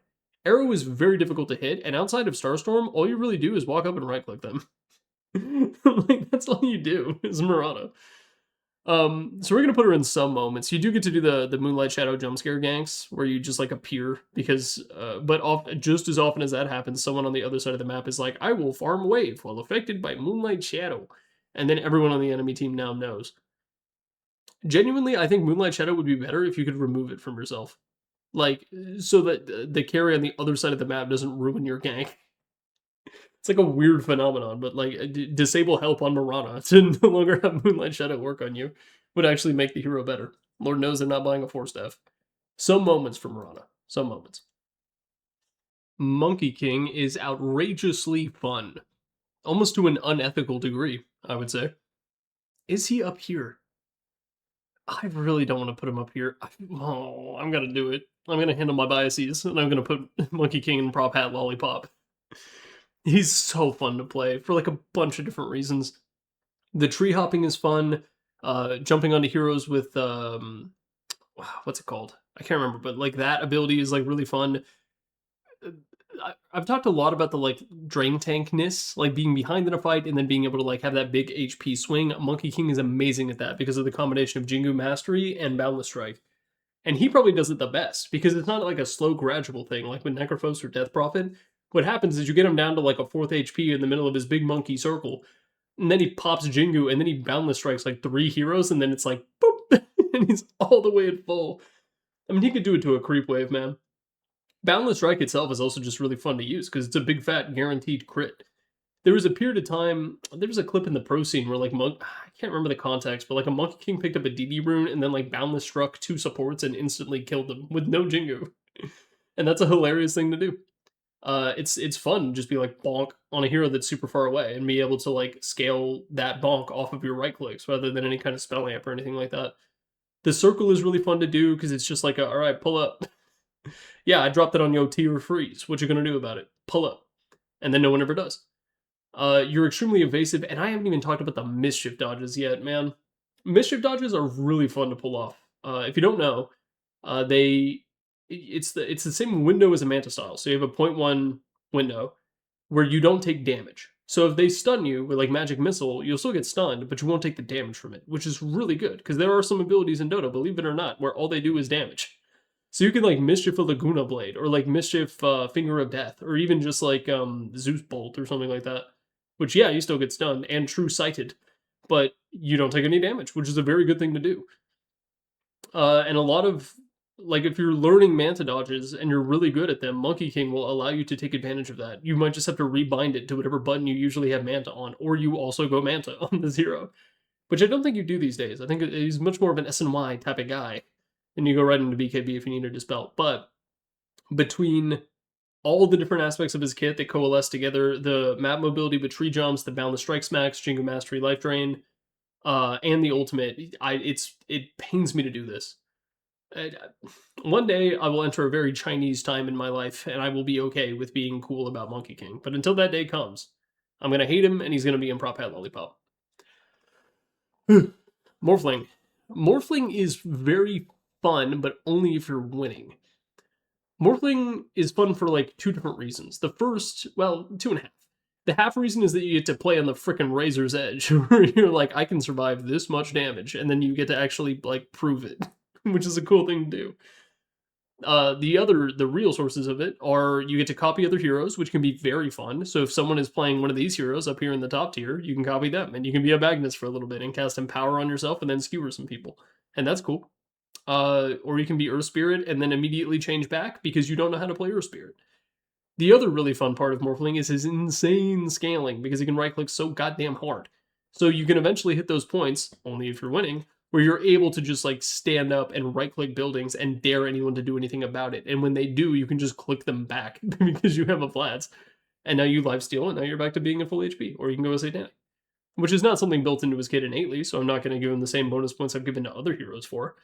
But being able to scale so freaking hard and being able to copy the abilities of other heroes is good. But those kinds of scenarios only happen if you're winning, or if there's a very fun hero to copy on the enemy team, like Gyrocopter, who is not up there, but you get the idea. If you're winning, Morphling is very fun to play. If you're behind, though, pretty miserable. Hard to come back with him. I've heard some good things, though, about the Specialist Array version of him, so I'll have to give that a shot at some point. Muerta. Man, is the calling a skill shot is a good question. Deadshot definitely is, and that's fun. And you get to like blow people the fuck up. But if you don't have those, like even if you're able to hit deadshots pretty consistently, it's like that's okay. It's earlier with Mirana, I talked about how if a skill shot is too difficult to hit, it kind of cycles back to not being that much fun because your kit can't be built around landing it because it's too hard. Deadshot is too easy. It's too easy to land. And you can do some cool stuff, right? You can like deadshot people and like force them into the calling and then silence them and then wail on them with your ultimate, and that is fun. And being able to just do a metric shitload of magical damage is fun. Killing people is cool. But Muerta can only do those things if she is winning, because she's also extremely easy to kite. And if she doesn't hit her skill shots, then all she does is right click. And also, like a couple of other carries, all you want to do is like farm jungle for the bulk of the game and then come out and win. Bit like Medusa in that regard, though obviously not quite as bad. Nowhere near as bad, but same idea. Only if winning, where it is fun. Naga Siren. Uh not there's like not really anything. You're just doing micro and cutting waves and like farming extremely efficiently, somewhat similar to Medusa. The reason I'm putting her down here in just wants to grill, which is the bottom tier, is because when you do actually run up to people and fight them as Naga, all you're really doing is throwing net and orchid and then clicking them, and that's it. Like you hit two buttons and then you A click them with your illusions, and then they die to Riptide procs. And like that, it's fun. There's a satisfaction to playing as Naga Siren, but I wouldn't call it fun by like any metric. So I'm gonna put her down here and just wants to grill. She doesn't even have the big bust out moment of like the Terrorblade metamorphosis. He's going to be a little bit higher because of that. But yeah, Naga doesn't really have anything going for her. And then her ulti isn't even fun to use. It's fun for the other people taking advantage of it, or fun for the enemy team because you're ruining it. Nature's Prophet is very fun to play. You get to be an annoying little goblin who pops out of the ground and goes hee, and then you right click for too much damage. And that's fun to do. Treants as a micro thing, I wouldn't call necessarily fun, but you get to just like turn them into one control group and like a click a wave or something, and that's fine. It doesn't detract from him the way it does from some of the other characters. He's fun to play, mostly just because of teleport and his absurd scaling, and the fact that you're so good at farming because of partially your ultimate, partially again because you have a double-digit combined stat gain. So yeah, pretty freaking fun for Nature's Prophet, but like almost all of that is due to teleport and sprout. 90% teleport, 5% sprout, 5% farm is where the fun comes from. Necrophos is quite fun. There's a reason so many shitters like him, me included. I've been spamming Necrophos position 1 until the wheels fall off this patch. Because he's only in season like once every 3 years when you get to play carry Necrophos. We saw it at TI7 when the green cancer meta was a thing. And we're seeing it once again now.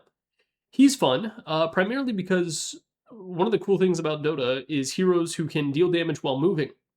Necrophos is one of the best heroes at dealing damage while moving, not in terms of quality, but in terms of consistency.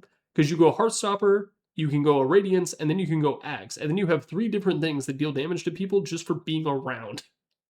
And that's very fun to do. It's fun to just be I'm a chud, I'm a fat little chud, and just sit in the middle of a team fight and know that your hero damage numbers are slowly ticking up, and that's good.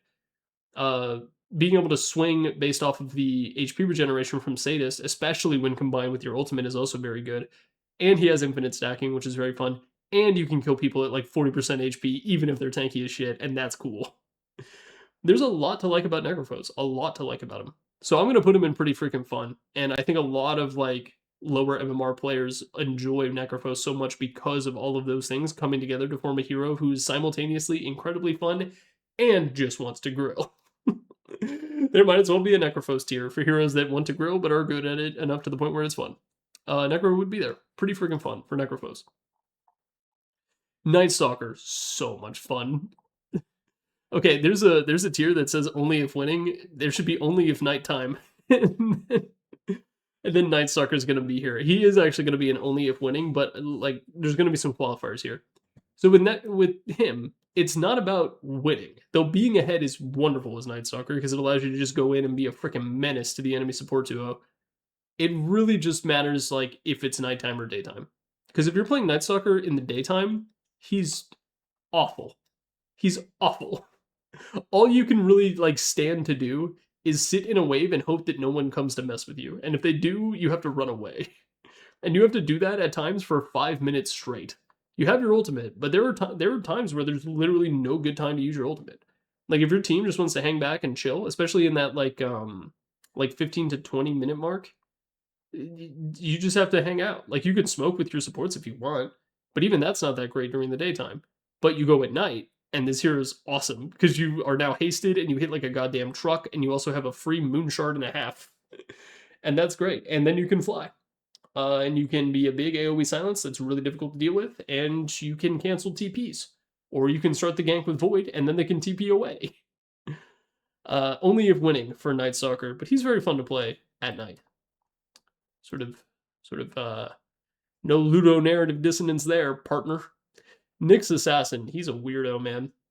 There are some people who love Nyx. Like, Nyx is one of those heroes where, like, I get a lot of requests for a Nyx Assassin guide video, and I'm like, why? But it's enough different people that like I've come to the conclusion that Nyx Assassin has like a cult dedicated to him. He is really fun. I'm gonna put him in only if winning because I think the fun way to play Nyx Assassin is as that vendetta killer where you find people and you blow them up. The other way to play Nyx is when you go Aghanim Scepter and you become a little what's the building in StarCraft? You become a StarCraft building, which is kind of fun in its own right, but like primarily out of novelty because it's such a different way to play the game. Like giving up all of your movement speed in exchange for cast range on a hero like Nyx of all heroes is like really weird. But I also can't imagine that kind of thing working on any other hero than Nyx. I guess Drow has a tiny element of it with her shard, but like not really. Yeah, we're gonna put Nyx in only if winning because when the brakes on the train begin to pump on your Dagon E-Blade adventures, the hero falls off really quick. Plus, his landing stage is freaking shit. He's so bad at laning. But yeah, if you get ahead on Nyx, he's really fun. Only if winning. Only if winning. If you're behind, it's annoying. You just try not to feed. You try to get as close to feeding as possible without actually doing it as Nyx when you're behind. Ogre. Gambling is fun. Gambling is fun. This is a channel that disavows all gambling sponsorships, but I must admit that gambling is fun. Is he pretty freaking fun though? I think he's actually down here too. He's an only if winning. In the lane, he's funny because you can walk up and smack people, and ogre smack. And you always have the potential of like landing a 4x multicast fire blast, and that's funny to do. Like that's a good time when you land the fat fire blast and just murk someone like some poor agi bastard, like a juggernaut walks up and you just poop. Then you have Ags and you poop on him again. Oh, it's a splendid engagement when you do that.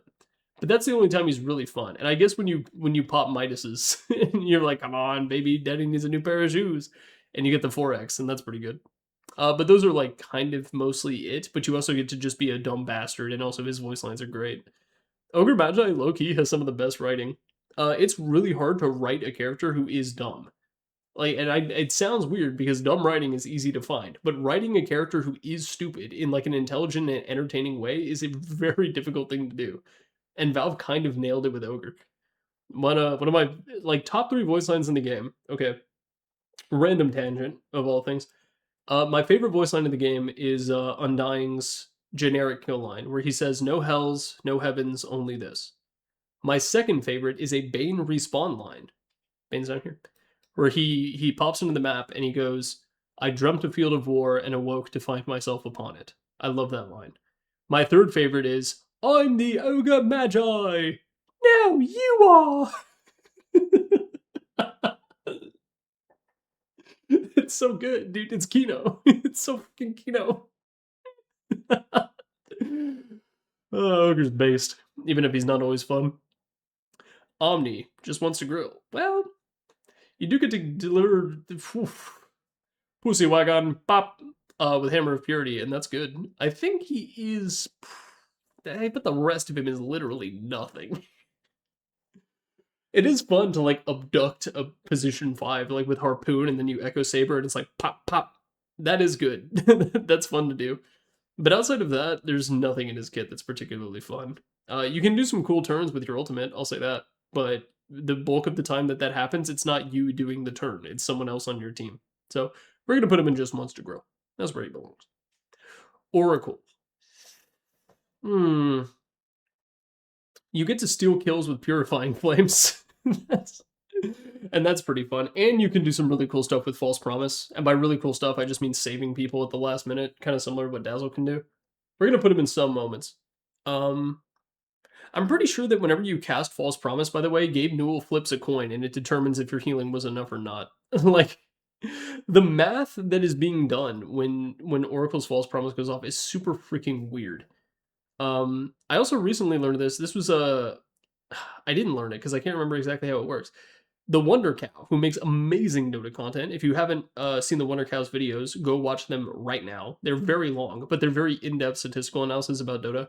He started doing like YouTube shorts, and one of them is about the Aeon Disc interaction with False Promise and how it can actually wind up getting you killed. I don't remember how it works. All I know is that you don't buy an Aeon Disc if if your Oracle's primary target to save. That's all I know. Yeah, cool stuff from him. Cool stuff. And you can accidentally get your teammates killed, which is, not conducive towards success, but it is fun. OD. Ooh, take a shot. Shot him, Freud. Playing as OD against a sensitive and vulnerable mid laner trying to bust it down in the club is very fun because you can feel the seethe and cope emanating from them from across the lane. And that's a good time.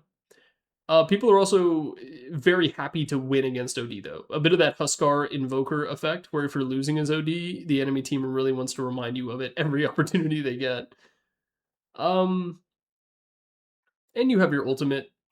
Hit OD, the old version of OD, where the W had the same duration, so it was 4.5 seconds at every level, and his ultimate instantly killed you, was probably in pretty freaking fun. But the current version of him is probably just only if winning. You do get to do big pure right clicks, which is fun.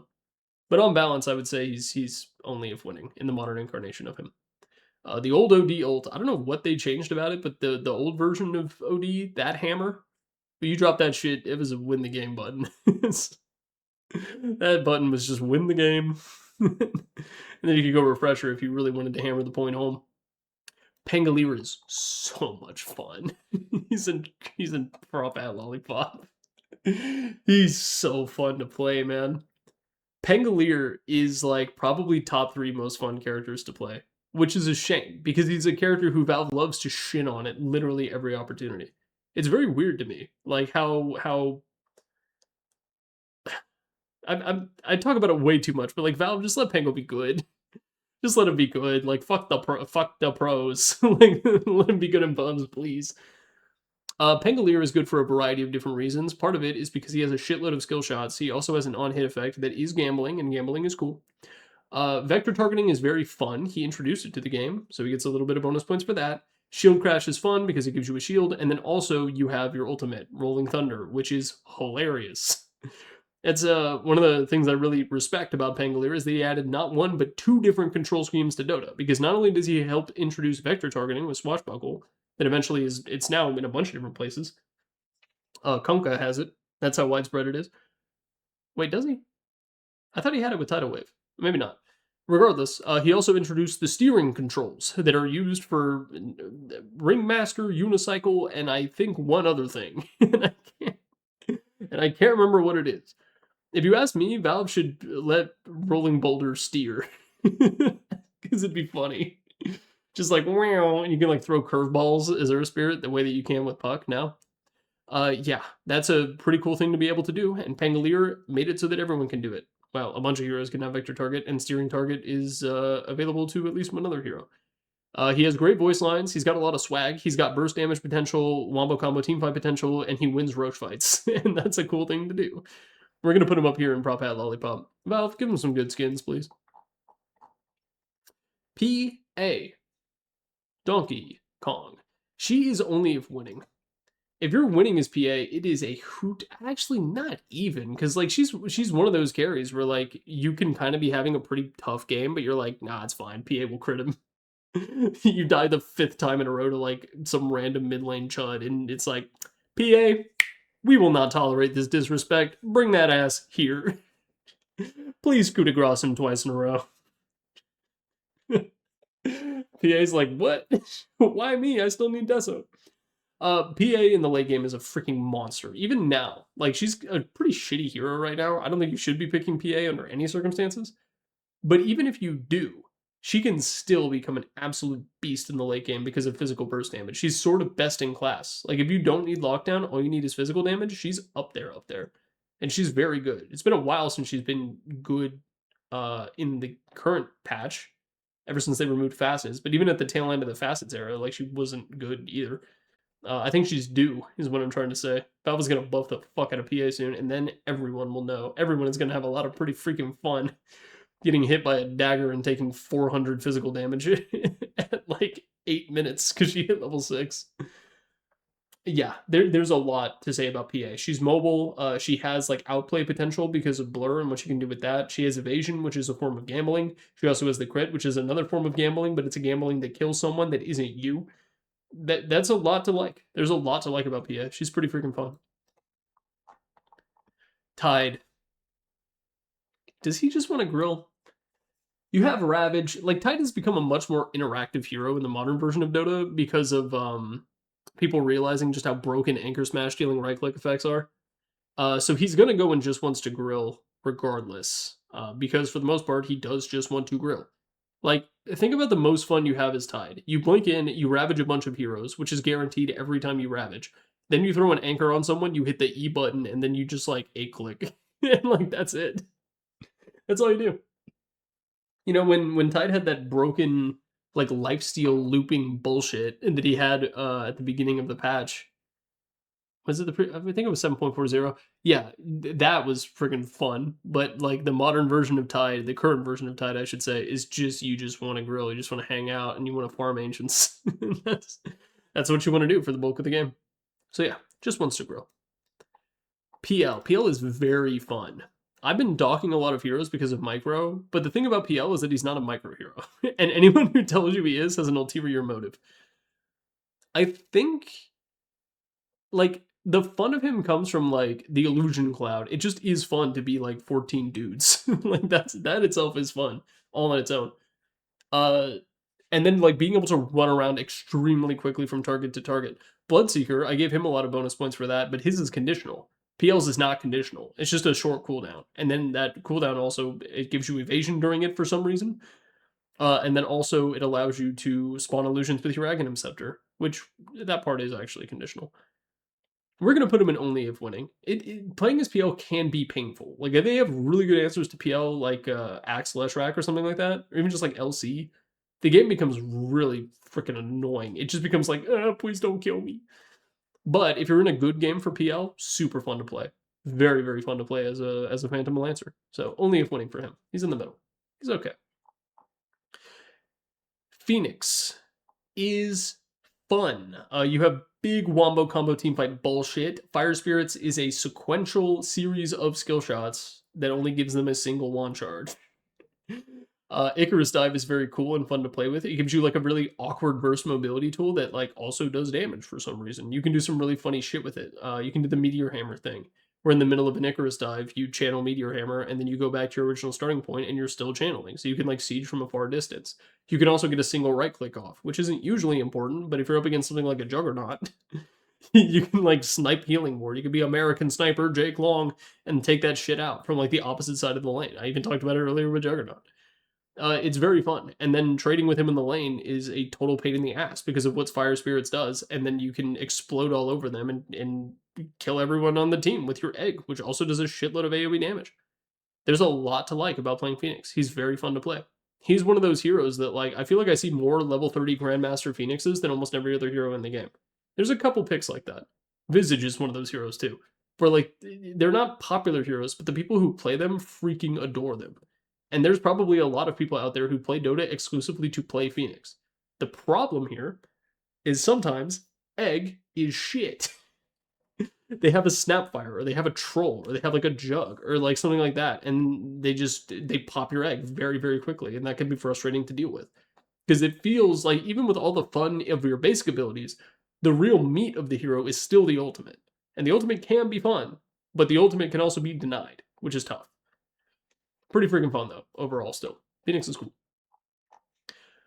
Primal Beast is fun. You get to be like a little kid in a sandbox. We're going to put him up in pretty freaking fun, because I think even if you're losing, you still have a big BKB piercing ultimate. There's like a Tumblr post that I really admire that's talking about Overwatch, and it talks about how whenever you're playing a video game and a sniper is annoying you, any video game should allow you to become a fucking gorilla and then just like run at that sniper and bash their head against a wall. Every game. Like Battlefield, Call of Duty, those games should allow you to just be a fucking gorilla and then you just go like mollywop a sniper from across the map. And Overwatch is the only game that lets you do it, allegedly. However, Dota also lets you do it. You're just not a gorilla, you're a fucking dinosaur. And you can quite literally trample across the entire map while roaring and then bash the sniper's head against the ground multiple times in a row through BKB. He's our Winston. Primal Beast is our Winston, is the point that I'm trying to make. Is it completely accurate? No. But it's funny enough for the purposes of this. You get to run around with Trample and do dumb bullshit. You're also really good at clearing out waves and creep waves. or waves and jungle camps. You can also do a bunch of other weird shit with trample. You can do like weird lane shenanigans where you cut the first wave. And then your ultimate is hilarious, and then you have your Ags, which is so much fun. You were the final boss of Ags Lab for a reason, and now you get to play him. It's good times. Pretty freaking fun for Primal Beast. Oh, and you're tanky as shit. You have the highest strength gain in the game. It's like 4.5 or something like that. Puck. Puck is incredibly fun. Puck is Prop Hat Lollipop. I'm going to start by talking a little bit about the times Puck isn't fun to play, which is when you're playing against a Ricky, and when the enemy mid laner rushed a Orchid and you don't have Yules yet. Outside of that, I guess Night Stalker too. AoE silences are a bitch, dude, is the point that I'm trying to make. But even in those circumstances, what you do is you go 4-staff first, and then you ult people, and then you 4-staff them. That's very funny. Just like forcing people to break Dream Coil is a hilarious thing to do. Now for the ways that Puck is fun. First off, your Q is one of the wackest skill shots in the entire game, and it's a mobility tool at the same time. And that's funny. You have the... Why am I suddenly forgetting the name of his AoE silence? Whatever it is, you have that. And that's a very funny thing to do, because it means that there are heroes who counter Puck, right? Like Lion and Shadow Shaman, because they have Hex. Because of that ability, you can literally sit in front of a hero that counters you and like neener, neener, neener, like at them because they're silenced and they can't fuck with you. And that's a really funny thing to do. You're highly mobile. You can secure blink using phase shift. You can jaunt to the orb in order to get around, and you have Dream Coil, which isn't quite like a wombo combo to your ultimate, but it sets up a lot of really good wombo combo to your ultimates, and then you can go Ags, and then it's a rampage. And there's a lot of really fun things to do. Puck is another character where you get to hit a lot of buttons, and it's a long series of mechanical checks that are a little bit more difficult than the ones that you have with Lina, for example. But the fact that you have so many opportunities to flex your mechanical ability, your mobility is incredible. There's so much going for Puck. Puck is in Prop Hat Lollipop. Very good. It is nice to have some non-binary representation in this top tier. Oh wait, we already had Earth Spirit. Chew on that one, will you? Void Spirit and a Miku binder. We've got Pudge. Pudge is very fun. Pudge is also Prop Hat Lollipop. The one thing I'll say is if you're not winning as Pudge, it's fucking ass. But even if you're not winning as Pudge, you can still hit big fat hooks from like across the river that instantly ruin that guy's day, and that's cool. And you have the snowball potential, and you have a big long BKB piercing channel ultimate, and you have Rot, which you can go in Aghanim Scepter and become just like a walking ball of death. And you counter PL, the most valuable thing of all. Pudge is extremely fun in a bunch of different ways. You know, there are downsides to Pudge. He has mana problems. You can't just like spam your hook willy-nilly. But he has so much going for him, and the upside of like being a good Pudge player is like the most fun you can have, because you hit like, you get a hook mid and you kill the mid laner, then you like walk to the safe lane and you hook the off laner under tower because he wasn't expecting you, because you hit in the armpit of the trees, and then you hook him in and then you trap him in there and he has to sniff it, and then he winds up taking a bunch of tier 1 back shots and he dies. Then you go through the teleport portal and then you like hide and then you get another hook off, or you just walk behind them with Rot, and you get to do that thing because you hit for 90 where you walk up to people and you just right-click them with Rot to slow them, and then like they have to do awkward little jukes to try to run away, which means that they can't run away because they're trying to dodge the hook. But if you just don't hook, if you just walk at them, they have to keep doing those weird little dodges, and then you get close enough and you hook and you kill them anyway. Pudge is so much fun in a massive variety of situations, and it makes perfect sense that he is the most played Dota hero of all time. Pudge is cool. Pudge is fun. When you pick Pudge, you are wearing a propeller hat, and you are holding a giant lollipop. Pugna. Does Nether Blast is skill shot? I don't think so, especially because half the time you're hitting towers, and towers don't move. I think Pugna's only really fun if you're winning, because you're so burst prone. Your defensive tool as Pugna, you kind of have two. So the first one is Decrepify, which half the time actually makes you die faster, which is not good.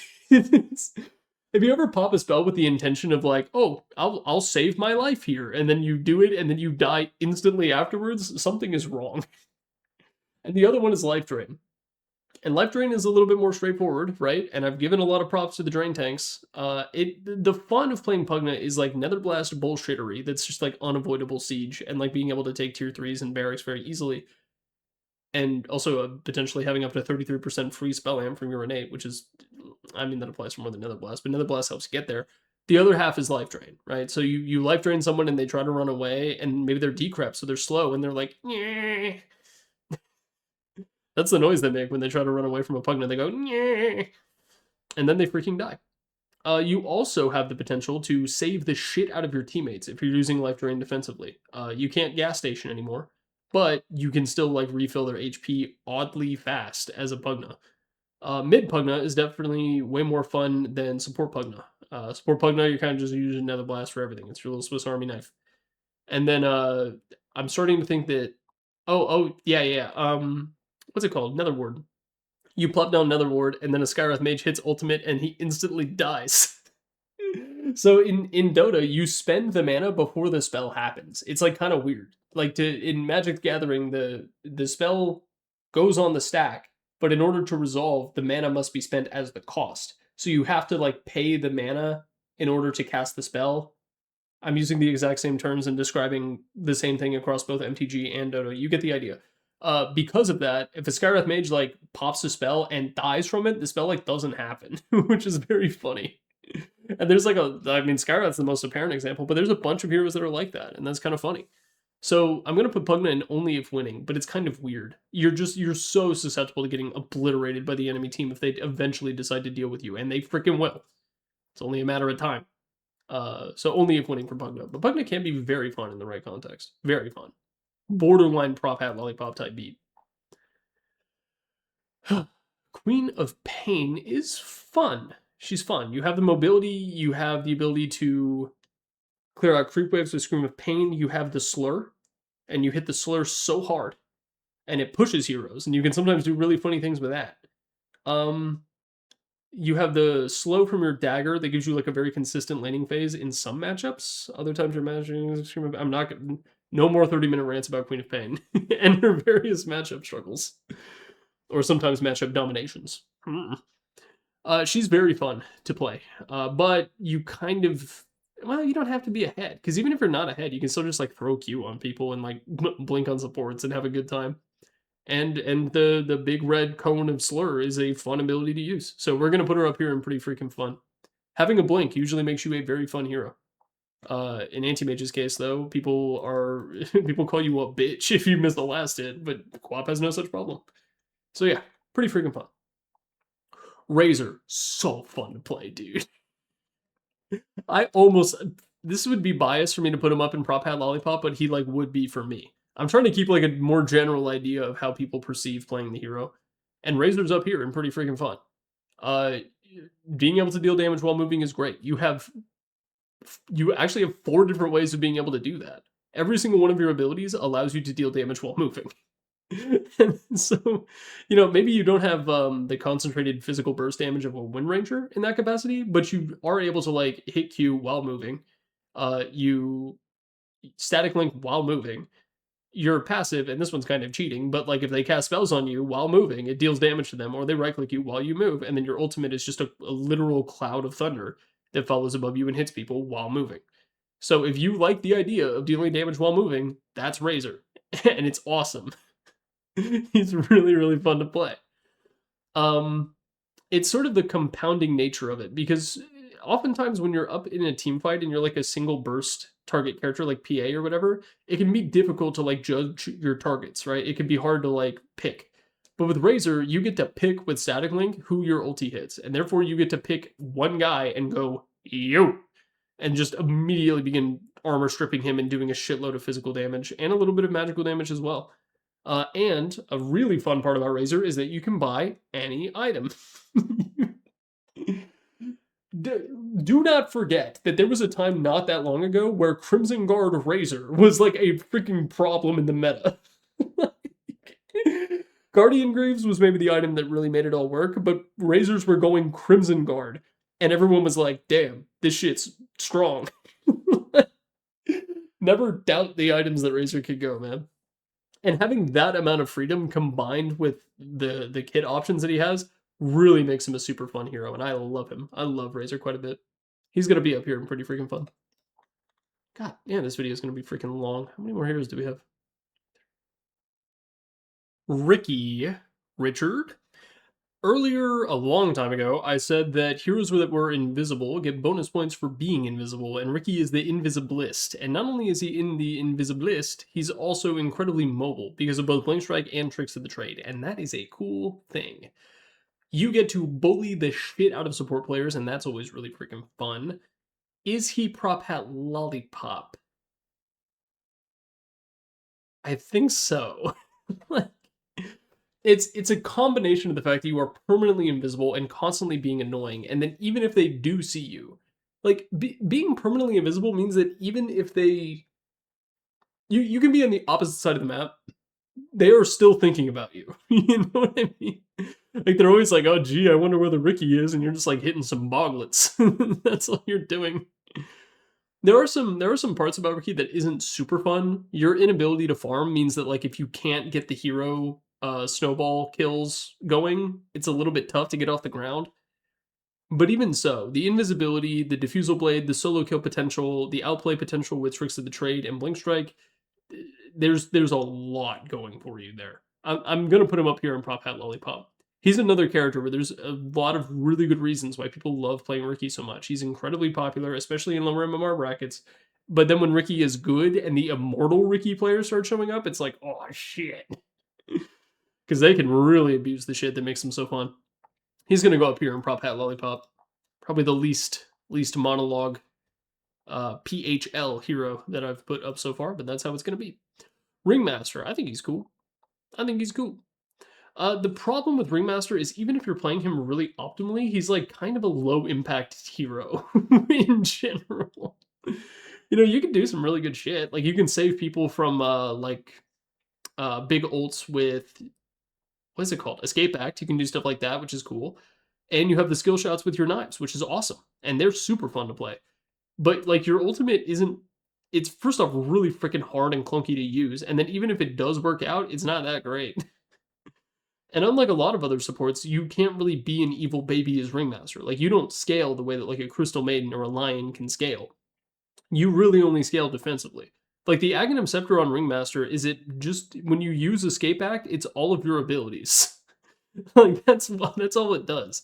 Is it casts Tame the Beasts and then explodes into the knives. And like that's really all there is going for you. Only if winning, Ringmaster. But he is fun. Rubik. Oh, I'm thinking the barrier to entry is slowly lowering for Prop Hat Lollipop, but Rubik is up here, dude. He's so fucking fun to play. I think I said, how many are in there right now? 7? There's 12? I think I said 10 to 15. It's fine. It's fine. He'll get in. He'll get it. Rubik is incredibly fun to play, almost entirely because of Spell Steal. Telekinesis and Fade Bolt are really not that great, but Spell Steal, even when you're not using it, provides a certain degree of stimulus that a Rubik player cannot get from pretty much any other hero in the game. Because you're constantly watching enemy heroes and being like, okay, what are they going to do? What are they going to do? I need to keep Spell Steal available. What are they going to do? And that's really fun. Like being able to sit on the edge of a team fight with relatively low commitment basic abilities and then just fish for amazing spell steals. And then you get the amazing spell steals, and then holy shit. You know, Aghanim Scepter really raised the ceiling. Because now you can like get combos from enemy heroes. Like and they don't even have to be from the same hero. There was a Rubik game, I talked about this in another video, where a Rubik on my team managed to steal Shikuchi. What was it? It was like Shikuchi and like Lion Stun or something, and just running around the map, invisibly stunning people, and then running away and dealing a shitload of damage. Maybe it was Zeus Bolt. I think it was a nuke. Regardless, Rubik has infinite potential, and every game that you play Rubik is a game where you can optimize it, and he's another hero that, like, he's not quite evil baby mode, like Crystal Maiden and Lion, but what you can do with Rubik is, like, you can steal the Echo Slam, right? You can steal the Axe Call, you can steal the Cataclysm, you can steal the RP, you can steal the Dream Coil. There's, like, all the really, really super fun spells you can, in theory, use on Rubik. And even if you don't have access to those, there are still ways to have fun. So he's fun. He's not the most fun hero in the game, but he's consistently very fun, and it's a different kind of fun every single game that you play Rubik, and that has a very unique appeal to it. He's up here in Prop Hat Lollipop. A lot of Rubik spammers out there for good reason. Sand King, some moments. Some moments, and by some moments, it's when you hit the ult button. The only other time Sand King is really fun outside of like a juicy epicenter is when the lane opponent doesn't understand how their caustic finale works and then just like walks into 4 pops at the same time that you can trigger with your Q. And that doesn't happen very often, at least not, no. I'm sure it happens quite a bit, but not to me, at the very least. Sand King is one of those heroes who, what was it? You reach, I teach. It's that kind of thing with Sand King. And those are lessons you tend to remember. So we're going to put him in some moments, mostly just for his ultimate. Shadow Demon. It's hard to have fun. Shadow Demon. The satisfaction you get from playing Shadow Demon is very different from a lot of other heroes. Kind of not even similar to Grimshot. It's more like a Jakiro-esque, where you're just like, okay, I'm here to do my job. And you can have some cool stuff. Disruption is a very powerful ability. A lot of the reasons that Escape Act can be fun to use, that also applies to Disruption. But like that's it. Like, and you don't have, well, you technically do have a skill shot with Shadow Poison, but it's like, come on. Like, really? I'm gonna put him in some moments just because sometimes in the lane you do find people who don't know how Shadow Poison works and or how Urinate works. They haven't read it. Their eyes just glazed over and they were like, Urgh. And so that's cool. We're gonna put him in some moments because of the disruption saves, the Shadow Poison shenanigans, and Urinate is funny. But like that's really it. Shadow Fiend, so fucking fun. Maybe the standards are lowering. I mean, all the heroes in Prop Hat Lollipop are like icons of the game for the most part, except for like Clockwork, Earth Spirit, and Pego, and Monkey King. But the rest of them are, trust. Shadow Fiend is an amazing mix of sequential skill shots that you can set up with your ultimate, and your ultimate is not a skill shot, but it also kind of is. And then on top of the magic damage package that you have of skill shots, you also just hit people until they die. Like, it's really cool. Like armor reduction is like a nerdy thing at first glance, but then you realize that it's like a universal physical damage amp, and you're like, wow, this rules. If you want to have a lot of fun to Shadow Fiend, what you can do is you go, I think it was OD Pixel. I want to say it was OD Pixel doing this shit, where you just skip raises entirely, and you just put points in Presence of the Dark Lord, and then you buy a Blightstone, and then you wind up hitting enemy heroes for like 180 damage at like 6 minutes. And that's really fun to do. There have been a couple of games where I've straight up done that, and I've even gone whole hog. I copped the whole onion, and I bought like Desolator AC, and so you're just like a walking ball of minus 20 armor, and then you have a Slardar on your team, and that's really fun to do. And a lot of that damage is also paired with really good attack speed, because you're an agility hero. You have Feast of Souls, which is like a Mask of Madness, and then you buy a Mask of Madness, and then you use Feast of Souls first. Make sure to do that. Slapped my knee, remembering that lesson that I had to learn. Now for Shadow Shaman. He's okay. It's really just some moments. He's a little bit similar to Bane. The problem is you have to be way more committal than Bane, because with Bane you get to Nightmare and then you can walk away. Or you Fiend's Grip, and the sheer length of Fiend's Grip, the duration, is so fucking obnoxious. But Shackles like doesn't quite hit either mark, and the cast range is kind of low. You oftentimes have to buy Aether Lens on this hero. You know, the kind of fun thing you can do with Shadow Shaman is you like lock people in the cage, where you put the snakes down around them, and then you shackle and you hex, and then you like kill them solo. And that it's cool to have solo kill potential as a position 5, or sometimes a 4. But that doesn't happen very often. And then the rest of it is like you just like throwing your spells out in a fight and hoping shit works out. And then Ether Shock is like whatever. One of my favorite jokes I ever did on the whole channel is I did the Shadow Shaman hero guide, which is one of the least viewed hero guides because it wasn't very good, but I enjoyed making it, so and that's what matters. When it came time to like explain what the abilities do, I like fully explained Hex, fully explained Shackles, fully explained Snakes, and then I said, and then he also has Ether Shock, and then immediately moved on to like the next slide. And that's one of my favorite jokes in the history of the channel. Some moments. Shadow Shaman. Silencer. He just wants to grill, man. He just wants to grill. Outside of the laning phase, which can be a lot more interactive for Silencer, because it's like, how much damage can I shit out without dying, which can oftentimes be a more difficult question to answer than you may suspect. Outside of that specific situation, Silencer mostly just hangs out and watches the map and wants his teammates to tell him when to use his ultimate. Like, in an ideal situation, Silencer is literally doing nothing. He's just walking around the map going, because ideally he doesn't have to watch. His teammates will tell him when to use his ultimate, and then you're literally doing nothing. It's weird to me that a character like Silencer can like require some of the least brain power of like any hero in Dota. But you know, there's worse things to be. There's worse things to be. He's not as boring as Abba. I'll say that. At least it's global, right? Silencer just wants to grow. There's nothing wrong with that. Skywrath, he's okay. He's okay, only if winning. Very similar to Pugna in that not only do you shit out infinite magical damage, but also you're very vulnerable. You're a Skywrath mage, and like your Shield of the Scion thing is like not enough ever since they took away your 40% spell lifesteal. I think the hero's actually in an okay spot right now, but regardless.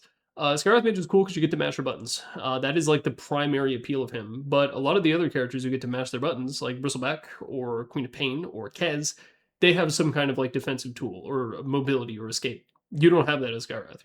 You're kind of fast. You're kind of fast. And like not even fast, you're just kind of fast. Like you're not Leshrac fast.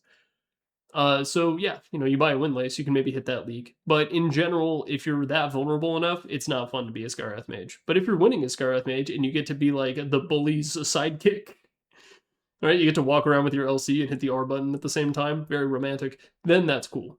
But that's really the only time Skywrath truly feels fun, in my personal opinion. Only if you're winning, Skywrath is fun. Sardar is also kind of in the same category. He's a character who wants to hop into the middle of 5 heroes, hit the W button, hit the R button a couple times, and then scurry away and do it all over again. And there is an appeal to that. And the thing that really kind of pushes Sardar up from being in some moments is the fact that you have Bash. And Bash is hilarious. I just talked about armor scaling with Shadow Fiend and like the weird like what is it called? It's not logarithmic. I don't know math. NA education. So the way that the anti-armor works is like going into like the early minuses is a huge fucking deal. And Sardar is very good at putting heroes into the early minuses, like the -4. And that means that when he bashes you, he deals 1 billion damage. And I don't know why. One time I like was watching a replay and I saw Sardar deal. You've seen it happen, bro. Like in the super ultra late game when Skywrath like bashes you and it deals 900 damage. I saw that happen in a replay and I literally sat down and did the math. I was like, okay, he hits for this much. Their armor was set to -6. And I did the math and it came up with like a completely unrelated number. Like, I did the math and it was like, he should have taken 450 damage. Why did he take 1,000? And like, I don't have an answer. Sardar breaks math, and that's funny. But he can also be food because you have no other option. You know what I mean? Like, Axe at least kind of has the luxury of when he's low on HP, he can at least just like chuck Battle Hunger, you know? Or like blink in and ult someone to finish them off as an execute. But Sardar, you don't have that privilege. It's your body or nothing. And that can be difficult sometimes. But in exchange, you get to one-shot supports and break math. Numbers kneel before the fish. Slark. Slark is cool. Slark is very fun. You get to jump on people and ruin them, and that's cool. Stealing stats is like a really awkward thing to do. And it's weird because the awkwardness scales. In the early game, stealing 1 stat from each category is actually a really big deal because heroes don't have that many stats, right? Like heroes like have around like 20-ish of every stat, give or take. I mean, there's a massive amount of variance between that, but you get the idea. And so stealing it is like a large percentage because of that. But then in the late game, Essence Shift, because it's tied to your right click, it gives you a shitload of agility, which means that you're stealing stats faster and faster, and the more stats you steal, the more stats you steal. So it's like a positive feedback loop. And that itself is fun. Another fun part of Slark is being able to purge stuff with Dark Pact, because sometimes you get hit with the slammers, right? You get a Fiend Script or whatever, but you manage to hit the Q button in time. And so now your big flashy ultimate with a fat cooldown and high impact is now literally nothing, because Slark happened to hit the Q button. And the person who did this doesn't know that until it happens. Slark and his team know because they hear the bubbles, but the enemy team doesn't know, and that's very funny. And then Shadow Dance is unfair. You can't quite deal damage while moving, but you have that. Oh, and Pounce is a skill shot. There you go. Yeah, pretty freaking fun to play Slark. Pretty miserable to play against, but hey, you're the Slark player. You don't care about that. Snap, also very fun. Snap is fun because she puts the opponents into a Sophie's Choice, where you can be close to the Snap, and you will have to deal with the wrath of her basic abilities that get 35% damage amp. Valve, please. I'm tired of Snapfire at this match. Or they run away and you spin on them. Haktua! And you wind up just throwing these massive lava globules at them from across the map, and then they can't run away because it slows, and then you die anyway. So, there's that, and then there's the ability to ruin the day of certain heroes who are reliant on enemy heroes right-clicking to interact with them. So, like Phoenix over there, not that far from Snapfire on the tier list, looking a little nervous. That's a good example. Undying's Tombstone is another good example. Even just like Weaver Bugs or Grimstroke Ghost, like those kinds of things. Dewarding, she's really good at that, and it feels good to press Little Shredder. Even just in the lane, if you're just smacking someone, you hit Little Shredder and you smack him like 5 times, and it deals way too much damage again because she has 35% damage amp. And that's great. She's very, very fun to play. And you could make an argument that she has 3 skill shots. Like, you could say Shotgun is a skill shot, and I'll say it because I've seen it miss, and it's embarrassing. When the target just, like, decides to, like, ooh, what if we try clockwise for a second, and then it turns out, like, your Shotgun just completely whiffs, and then Snapfire Cookie is a skill shot for the person it's being used on. Not for Snapfire herself, unless she's using it on herself. You use it on a teammate, it's now your teammate's skill shot, so I guess you could say 2 of her ability. Whatever, I'm getting caught up in the weeds. She's pretty freaking fun. Nerf her, please. Sniper. Sniper is very fun, but only if you're winning. A lot of the problems that I have with supports being fun, in the sense of Skywrath Mage or Pugna, is that you need to be in a position where you can't just get gone on and die with no repercussions. Sniper is that, but as a core taken to an extreme. Valve have tried over the past couple years, because Hurricane Pike exists as an item, which has been in the game for several years now, and then they also gave him a shard, but even so, Sniper is still very vulnerable, and if you're at a point where a Spirit Breaker can charge you and nothing bad happens to him, Sniper is fucking miserable to play. Because you also don't do much damage. Like, you are mostly a pile of items as this character, which is okay, because your attack range is so freaking brokenly long. And when you're ahead and you're able to just peck at people and like sit there and do nothing in a team fight, just like A-click the enemy team and hope it works out, that's good. Headshot is also miserable to play into, but very fun to exploit. And then your ultimate Assassinate is also very good, and it plays the op sound from Counter-Strike Global Offensive. Any day now, they're going to update the sound to be the op from CS2. Does it have a different noise? I don't even know. I barely played CS2. Spectre just wants to grill. Just wants to grill. Spectre doesn't even want to kill people on purpose. She wants to hit ulti and get a triple kill without ever actually haunting. Or she wants to haunt to get a triple kill and never use reality, is what I meant to say. And that is the epitome of grilling. Very similar to Medusa in many ways. You are a little bit more interactive because your ultimate pressures you to interact with the enemy team and like show up to fights and do something. At the very least, like provide vision, because Lord knows your supports aren't buying wards. But yeah, Spectre for the most part just wants to grill. She wants the game to progress in a very slow and orderly way so she can eventually win. Spirit Breaker is also fun, but only if you're winning. Curiously enough, for the same reasons as Sniper. Oh wait, no. For the same reasons as Slardar, excuse me. Weird. This is not where a Sniper needs to be between a Slardar and a Spirit Breaker, by the way. He should be very uncomfortable right now. But fuck it. Spirit Breaker needs to be tanky enough or evasive enough to be able to charge into a bunch of enemy heroes without fear. If you are at that point, he is very fun to play with. And if you have other global elements on your team, like a Zeus or a Spectre or a Nature's Prophet or even just like an AA, the funness drastic go up. But if you're going to be going in alone and you're not in a teamfight situation where the stuns are just good casually, you also need to have damage. So there's like multiple thresholds that you need to meet.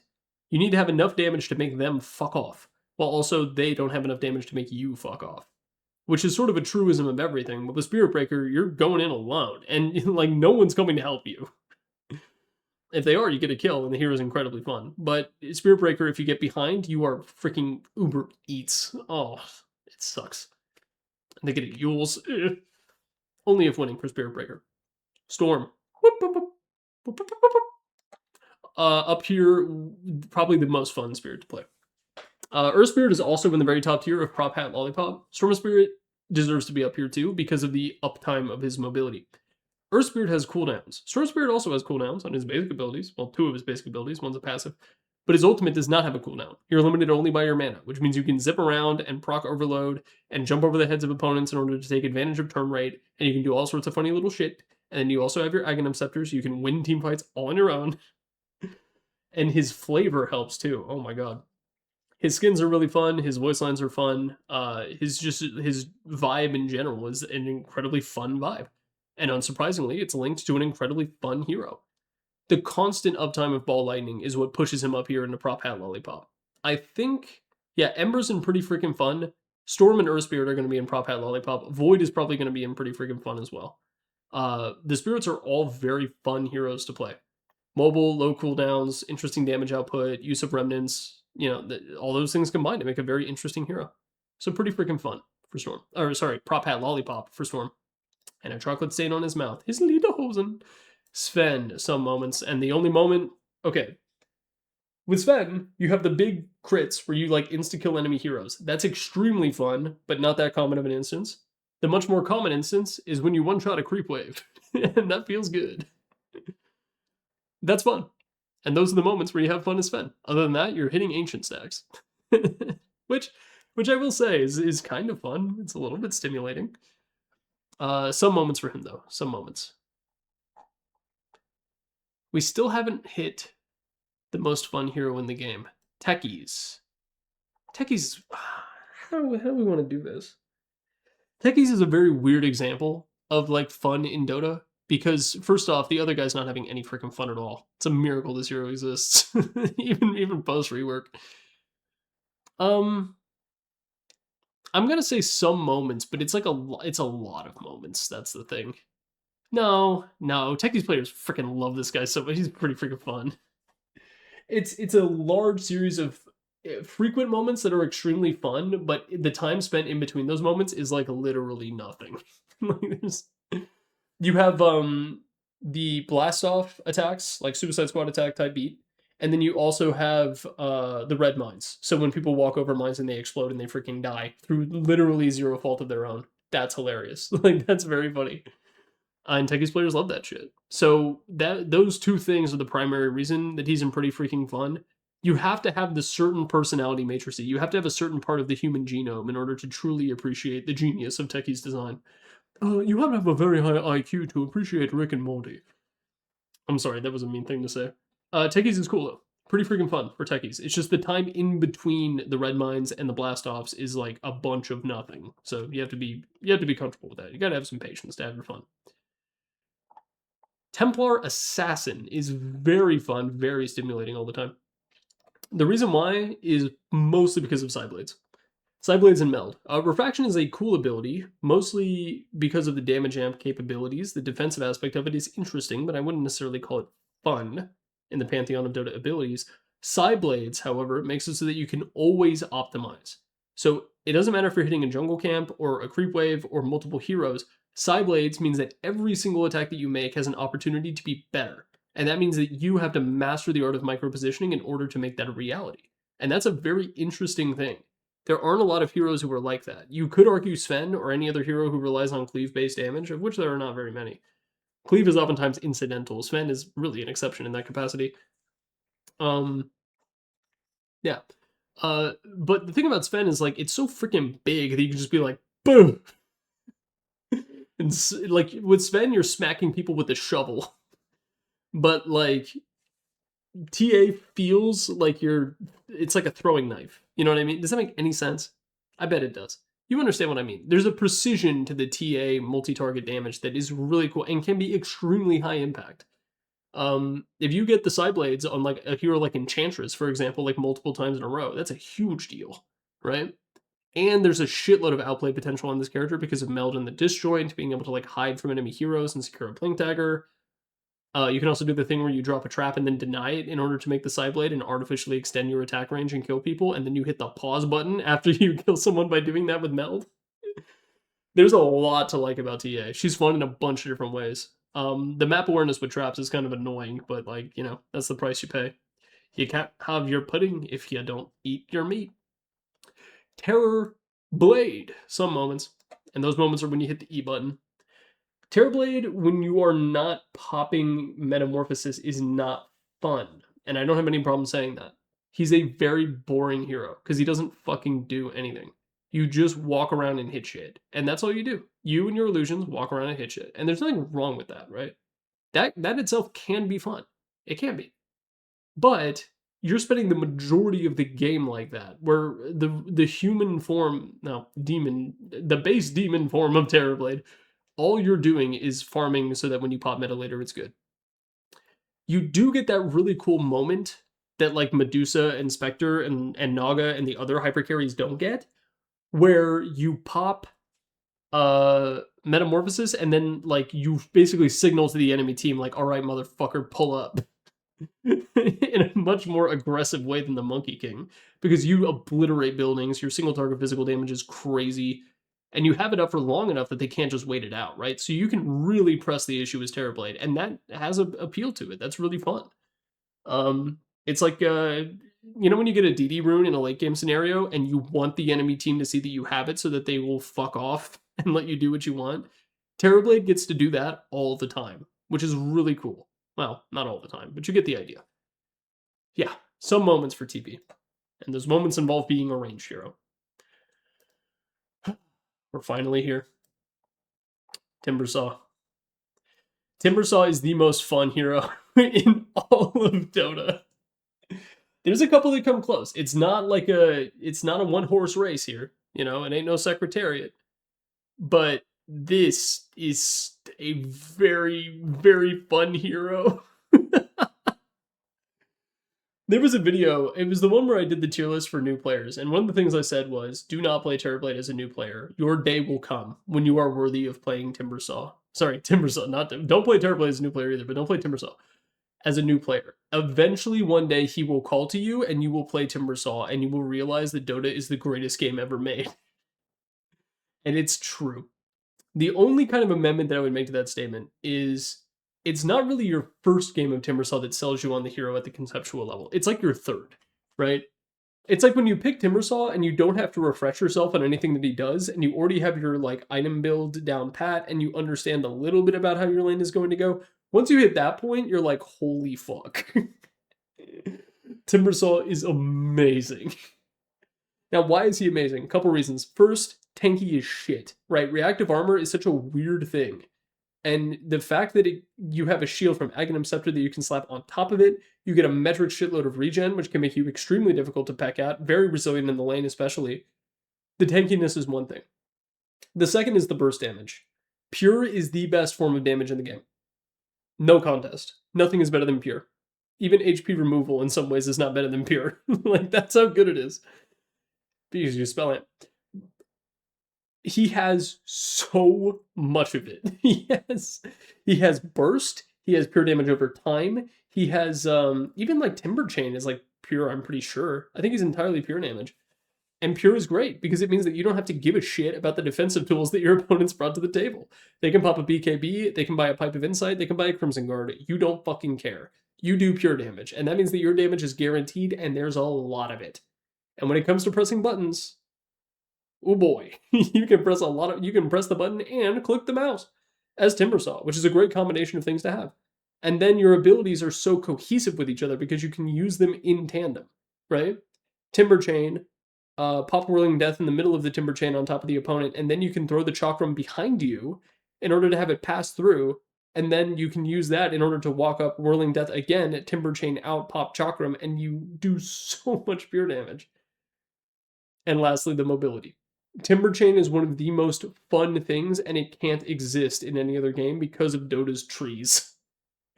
It's weird to praise the trees. I'm sure that there is like a Heroes of Newerth equivalent in some way, but even he is not as fun as Timbersaw somehow, I guarantee. I don't know what that character's deal is, but Timbersaw is more fun to play. You have mobility, kit cohesion, tankiness, insane pure damage potential, and you fucking scale. Timbersaw is so fun to play. His voice lines are kind of annoying. That's the only thing. If he had a cooler voice line for every situation, he would be the most fun character in any video game ever. Timbersaw is awesome. And if you've never played Timbersaw and you're an experienced Dota player, go pick him. Even now. He's kind of shitty right now. Like when I made the Timber guide, he had a 43% win rate. Next time Timber gets buffed, spam him. You owe it to yourself. Timbersaw is awesome. I love him. Most fun hero in the game.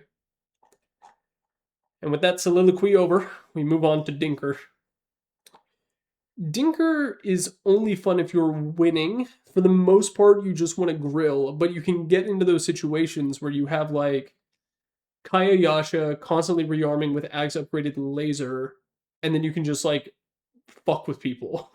Like Shrink Ray. Or wait, is it Translocator now? Is that his whatever it is. Look, the point is you could just fucking hit, you could mash buttons like crazy on this hero. If you like to stim in Dota, if you like to just mash your mechanical keyboard that you paid too much money for with custom keycaps, and you want things to happen, Tinker is a great pick for that. And while you don't have the refresh on items anymore, you can get down to like 60% CDR or something on them, maybe 70%. So even there, you get to press more buttons. There's a lot to like about Tinker. The problem is if you die once, you instantly lose the game and everyone on your team hates you. And everyone on the enemy team hates you, regardless of whether you win or lose. Mechanically speaking, though, there's a lot of really fun ways to play Tinker. I don't know if people have figured out the new incarnation of him yet with the missiles, with the freaking rocket launches. I'm just a Tinker with a rocket launcher. But once they figure it out, he'll go right back up. If you're winning as Tinker, he's a wonderful time, a splendid engagement indeed. Tiny's fun. Tiny's really fun. The cool thing about Tiny is that the reason he is fun changes as the game goes on. In the early game, you're like waddling around doing weird avalanche stuff and like toss shenanigans, and you're like trying to set up kills with your wacky little spells. And then later on in the game, you just fucking smack. You just hit people with the tree, dude, and they die. And so the fun of Tiny actually comes from multiple different directions at once. And then you also have your Aghanim Scepter, Tree Volley, which is... Let me call the judges real quick. Excuse me, base department. Is Tiny's Aghanim Scepter a skill shot? Understood. Yeah, it is. That was a really stupid joke. I'm keeping it in. I could cut that joke, but I won't. Treant Protector just wants to grill, baby. This hero is another, it's very similar to Silencer, except your global awareness is like not necessarily linked to any kind of cooldown. You just have to use living armor on heroes when they're getting hit. And then if you do that, that's good. Towers as well. But, you know, other than that, you're just waddling around trying to stay awake, which is fine. Because you smoked weed. Troll Warlord. I think Troll Warlord is really fun. You get to stim on him like few other heroes can because you have a button that you can press that has no mana cost, no cooldown, and it doesn't give wand charges. And that's good. You can dance as Troll Warlord. I don't necessarily think he's an only if winning character either. Well, you do a lot of farming.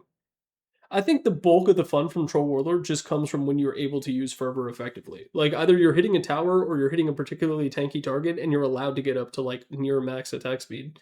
If you do that, it's really fun. And then you also have, like, the bust out moments where you, like, hit your ultimate and you pop BKB and you just run around and be like a ball of death. But also, because you lose control of your character, how much fun can you really have? The game is playing itself when you pop the ultimate with Troll Warlord, which is fun, at least from a novelty perspective. There are very few abilities in video games that voluntarily take control of your character away from you. But Troll Warlord is one of those examples, you know, that isn't a cutscene, I should say. You know, is Troll Warlord's ultimate a cutscene super? Maybe so. But between that and being able to just obliterate towers or like Roche, Torm, there's a few other examples. I think that is very fun. So... But other than that, you're just waddling around hitting jungle creeps. So some moments for Troll. Some moments. A Tusk! Tusk is extremely fun. It's actually really fun to play. I've mentioned this before. I think I'm actually banned from playing Tusk with my friends. I had too much fun. I got too silly. I'm not allowed to play Tusk anymore. He is really fun though if you're a good Tusk player. You have to be competent. Your first couple games of Tusk are like dog shit because you don't know how to like land the icicles properly. Snowball has weird controls. You're like getting used to that. Walrus Punch is strange. There's all sorts of like weirdness to Tusk. But once you understand and like find your bearings, he's actually really, really fun to play. Very teamwork oriented hero. There's a lot of silly things you can do. Walrus Punch is hilarious. Walrus Kick is hilarious. I mean, I hate that ability so much, take it out of the game, but for now, it's hilarious. Yeah, Tusk is good. Plus, you get to gank, and ganking is fun. Plus, you get to put people in the armpit of the freaking ice shards and then have to waddle away. Underlord. Okay, we just had Timbersaw, who I said was the most fun hero in the game. Underlord is the grillest of the grillers. He's, you're just a big fat bitch and you put circles on the ground and that's it. That's all you do all game. And you're actually somewhat rewarded for not having map awareness because you have your ultimate. There's a couple of heroes in this game where you can chill. Underlord is a character where you can have a beer in your left hand and play entirely with the mouse, just like clicking on your abilities and then clicking on the map. And if I had to win a Dota game with one hand, this is the hero that I'm picking as Underlord. I'm just like taping a 40-ounce malt beverage to my left hand, and then playing Underlord with mouse only. And you just buy passives. You click on your greaves and your pipe, I guess. He's so chill. And he's fun. He's fun. Even again, being down here doesn't mean you're not fun. It just means you're a lot way less stimulating than the average Dota character, and maybe the fun potential isn't there in the same ways. But Underlord, he still manages to be fun by nature of just how freaking grill he is. He doesn't care about politics and all these things on the news. He just wants to grill.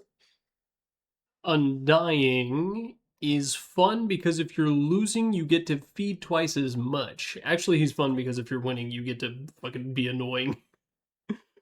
If you're in a good lane with Undying, like you're playing as Undying 5 and then you have like a Drow or like a CK or some other like really powerful like constant kill lane threat, like not a cooldown dependent one, he's super fun to play. The problem with those situations is that Undying himself doesn't have any hard CC. The only thing he has is the zombie slows. But you pop mangoes in your freaking ugly mouth over and over again and spam decay, and oftentimes that's enough. Like, being able to 1v2 in Dota is like not a very common thing, like in the context of the laning phase.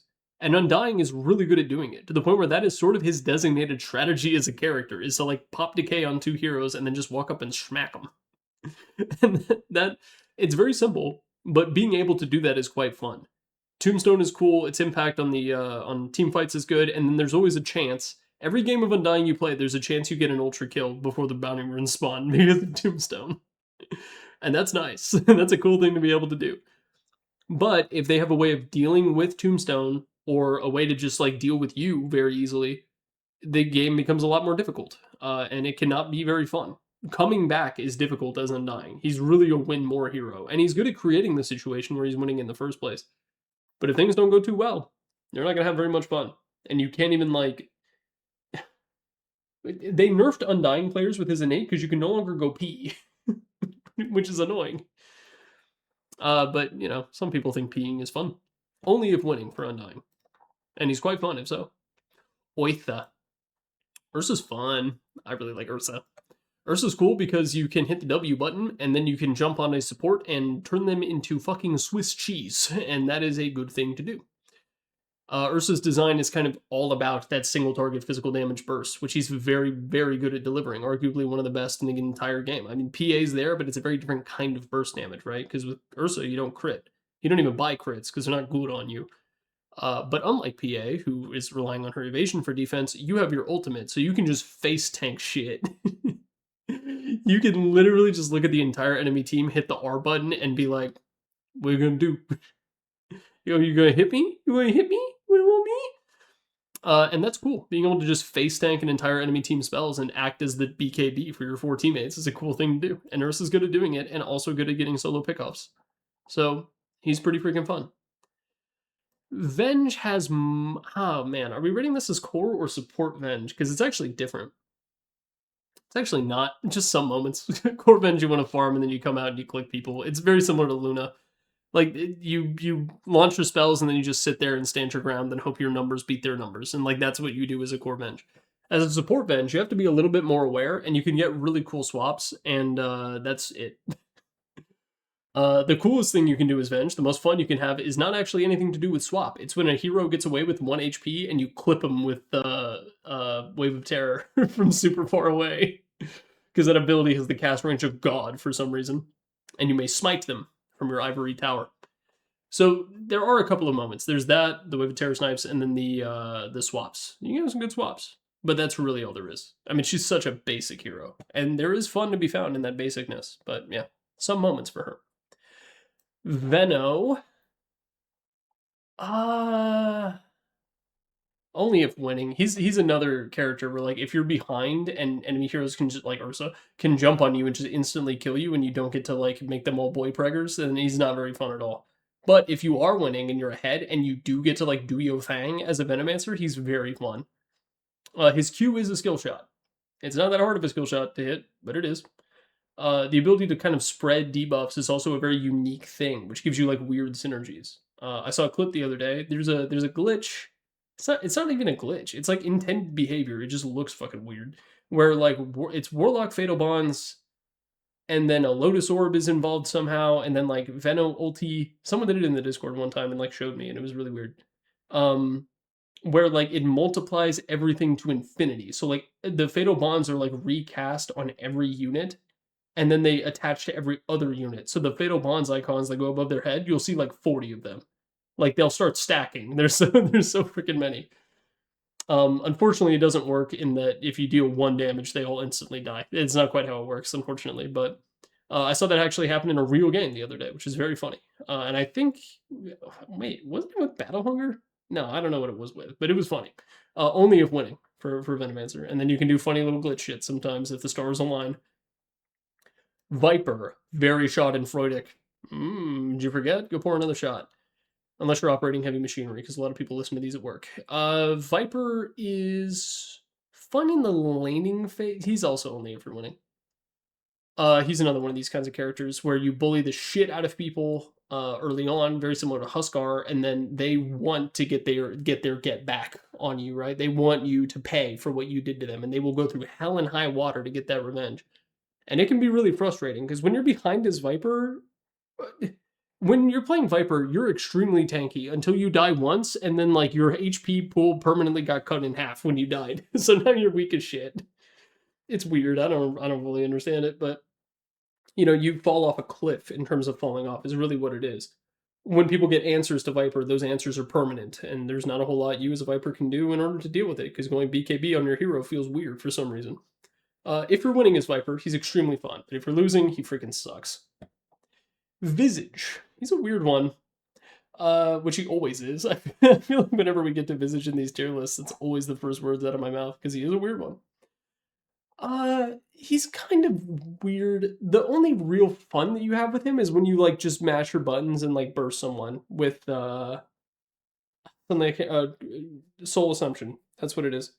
You have that. Gravekeeper's Cloak is like a really awkward ability that you kind of just put points in and forget about and hope it works. Like you can't play around Gravekeeper's Cloak, right? The onus is entirely on the enemy team to play around it. You don't do anything with it. You just hope it works.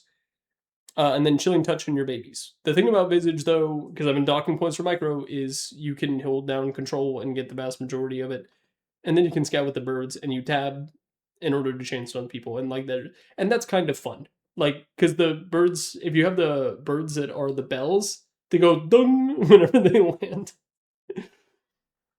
If you have the normal babies, he's honestly in just wants to grill somehow. But if you have the bell babies, he's in some moments because you get to go dong, dong on enemy heroes, and that's cute.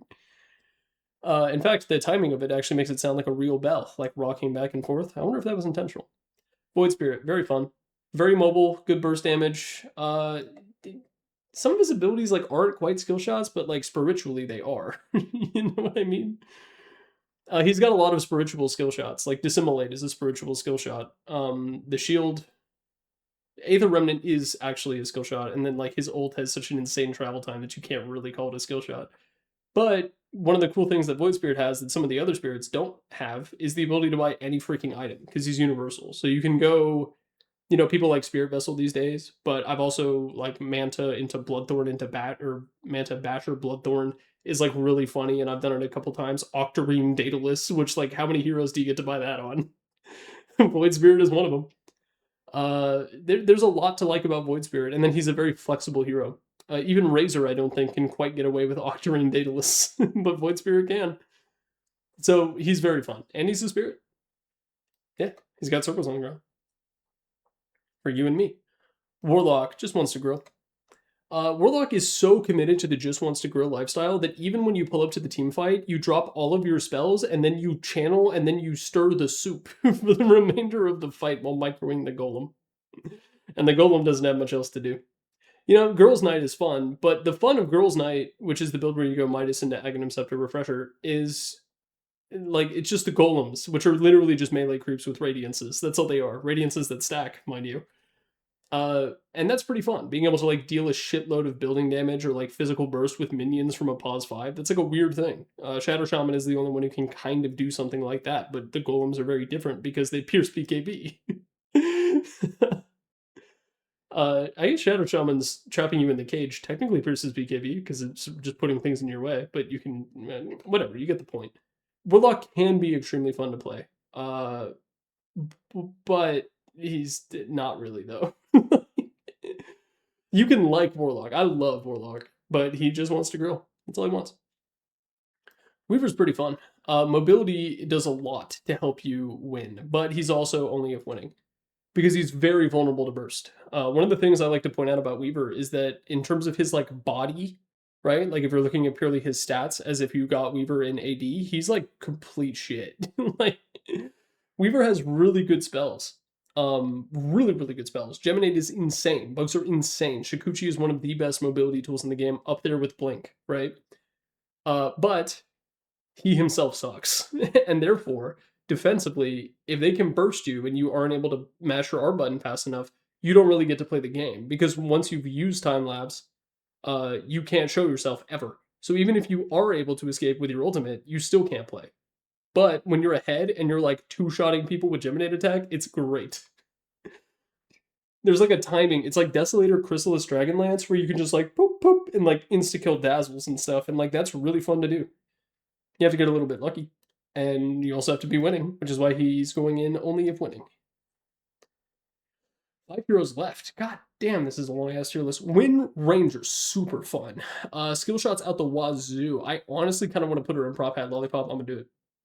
I'm gonna do it because she's a synthesis of multiple things that make heroes fun. Shackle Shot, to start with, fucked up skill shot. It's a messed up ability. You shackle someone and you get shit you didn't deserve. They're stunned for like 4 seconds.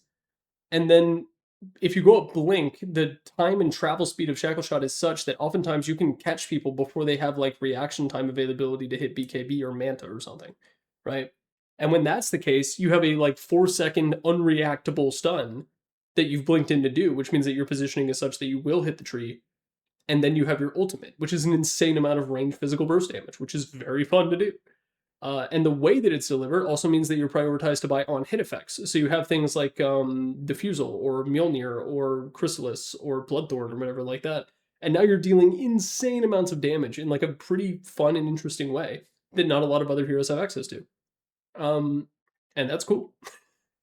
And then you also have, and that we're not even talking about Power Shot yet, which is an extremely long range, very high damage, magical damage skill shot that you can use in the landing phase to just do whatever you want. Go look up how much damage Power Shot does. It's absurd. Like, yes, the damage does lower depending on the targets that it passes through, but just the raw numbers on it are crazy because it is difficult to hit, right? And then also it's a slow. Which every Wind Ranger player, especially the Wind Ranger support players, need to know that because they always save it in order to like steal FB when it could be a 20% slow at level 1, and it scales. Yeah, Wind Ranger and then also Wind Run, which is an insane get out of jail free card that also doubles as a great mobility tool. Yeah, Prop Hat Lollipop for Wind Ranger. She's extremely fun to play. Sorry, Slacks. Winter Wyvern, very stressful, but you get those good moments. The same things that can lose you the game in the blink of an eye on Winter Wyvern are also the things that can make her extremely fun to play. Because if you get like a good Winter's Curse, like you're puppy dog guarding a hero in the side lanes and a bunch of enemy heroes jump on them and you get that good Winter's Curse because they didn't know you were there. Maybe you had a blink or Aether Lens. And then they all just fucking kill each other. That feels amazing to do. It's so good. And then the same thing is true for when you have a really good Cold Embrace. Like they jump, basically the same situation, but Roldy's on cooldown this time. They jump on them and then you Cold Embrace. And if they don't have the magical damage to put them out of their misery, that hero is going to be back at above 50% HP. The problem is that both of those things can also lose you the game. Because like if they popped BKB Satanic and then you Cold Embraced, and now it's like, So there are problems. There are problems for sure. But the potential is there to have like a lot of fun as Winter Wyvern and have extreme game-winning moments. Yeah, some moments for her. Witch Doctor, really fun. This is another hero who is like partially helped by his personality because his voice lines are funny and his walk is silly. You ever pick up a haste rune as Witch Doctor? It looks really weird. Like some heroes have custom haste movement speed animations. Like Largo has a really funny one where he like goes down on all fours. Anti-Mage hits the Naruto run, "We are fighting dreamers." Witch Doctor just like fucking hustles, dude. He just puts some pep in his step. Like, damn, Grandpa can schmoove. Witch Doctor is fun for a couple different reasons. Coconut is gambling. Paralyzing Cask is gambling, I should say. Not everyone has the Immortal, but you should. Maledict is an amazing damage multiplier that results in much Schadenfreude, probably the final shot of the thing, because there's nothing they can do. They just walk away, and the damage is getting worse and worse and worse. And sure, there's a lot of counterplay, right? You have Yules, you can like Mantha dodge the big ticks, you can raindrops, you can just pop a Tango. There is counterplay to it, but Maledict makes it so that even like scratch damage can wind up being a massive problem. And then you have the ultimate. All of that fun stuff is before the ultimate. And that ultimate is disgusting. Witch Doctor, you can be an evil baby, and you can win the game all on your own. You can say, fuck these core heroes, bro, I'm going blank. And then you go an Aghanim Scepter, and maybe a BKB, and you can have a ton of fun as Witch Doctor because of your ultimate. And you can have a massive team fight impact and potentially win the game all on your own as Witch Doctor because of Death Ward and all the bullshit you can do. And I didn't even mention how his basic abilities make his laning phase hilarious. Oh my god, you can do the Dota equivalent of like Wile E. Coyote dropping anvils on like enemy or enemy laners because you drop down Maledict and then you hit Coconut and then your carry hits a spell, right clicks twice, and now they're dead. And that's great. Witch Doctor is very, very fun. The problem, of course, is you are vulnerable in many different ways, and your heal is not fun. Good, it's high impact, but you're sort of missing out on that, which is why he's not going in Prop Hat Lollipop. Plus, if you need an Aghanim Scepter as a support hero to have the most fun, just saying. It's not going to stop him, but, you know, just saying. Waif King just wants to grill. He's just hanging out, dude. He's Jay chilling. There was the old version of Wraith King that had 2 passives. So literally, oh no, 3 passives, because you had crit, you had your lifesteal, and then you had your ultimate. So literally the only button you had to press was your stun. And that was it. Nowadays, you have some buttons to press. You can press Reincarnation and kill yourself if you want. You can also use your Skellies, which will completely operate entirely on their own, because Valve was afraid to give this hero micro, and it's probably for the best that they didn't, because I love my little mini money muggles. Freaking love Wraith King, dude. It's a great hero, but he just wants to grill. That's all he wants. Do we have an even number? Oh, we do. Look at that. I swear that wasn't intentional. Zeus. Zeus, you have the ulti and the Nimbus snipes and like all the global bullshit that you can do. Other than that, you're just a nuke bot, and none of your nukes feel particularly amazing to land. Except for if you're playing support Zeus and you went and you max lightning bolts and you have it level 4 and you smack an Agi hero and they lose half their life. That feels pretty good. That's pretty nice. But a lot of the strong traits of Zeus I wouldn't necessarily call fun. Like, oh, you're good at clearing stacks with spells. Okay. You're good at dewarding. Okay. That's not the fun parts of Dota. They're good parts of Dota, useful to have, but fun? I don't know. So there we go. Very long video. I guess it's a very important topic, and I tried to give every hero at least a little bit of flowers. The top tier is Prop Hat Lollipop. These are the most fun heroes in the game. I believe there are 16 heroes in this one. Yes, there are. These heroes are fun for a wide variety of reasons, but there are some trends. Mobility and skill shots are probably the biggest ones. Those kinds of things are very fun. There's also like big bombastic wombo combo bullshit that also contributes a lot to them. There's also heroes that just excel and kind of break the trinity, right? Like Timbersaw is a good example of that. Magnus is another good example of that. The biggest thing, though, is that these heroes are fun in multiple ways. It's not just that their ultimate is fun, it's that their basic abilities are fun, too. And when you play them, you're wearing a propeller hat and you're holding a big lollipop. Pretty freaking fun. These are good heroes, and they are fun to play. There's a wide variety of reasons why they might be fun. A lot of it is the same trends from the previous tier. A lot of them have skill shots, or a lot of them have what I would call like little mini games that you have to play, right?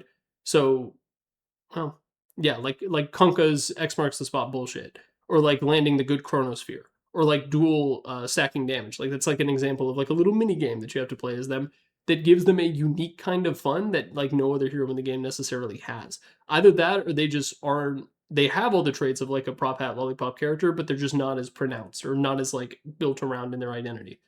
So yeah, once again, mobility, skill shots, single target damage, invisibility, those kinds of things are popular, or it's just like unique features like Phoenix, for example. Only if winning. These are characters that are very fun, but only if you're winning. There you go. That's all I have to say. Some moments. These are characters who are not necessarily fun, but there is a certain element of their kit that is particularly fun. Or the fun is like spread out through a wide variety of things, and only when you're actively participating in those mechanics are they fun. So Shadow Shaman holding people still for a really freaking long time, or like Bane as an example. Bane has multiple ways of holding people still. Shadow Shaman can hold people still or kill a tower. Those are fun things to do, and so they get here. Sven can one-shot creep waves. Terrorblade can hit the Metamorphosis button. That kind of thing. Just wants to grill. These are the least fun, least stimulating heroes in the game. Once again, not an insult. I actually like quite a few heroes in this tier. I enjoy playing Omni Knight. I enjoy playing Luna and Medusa and Wraith King, and I like playing as Jakiro. And I love Warlock. He's one of my favorite heroes. So it's not an insult to be down here, but you know, take a look at these heroes and then take a look at the ones in the top tier and tell me you don't see a bit of a pattern. I'm sure you'll figure it out. Thank you so much for watching my Dota 2 fun tier list. Peace on planet Earth.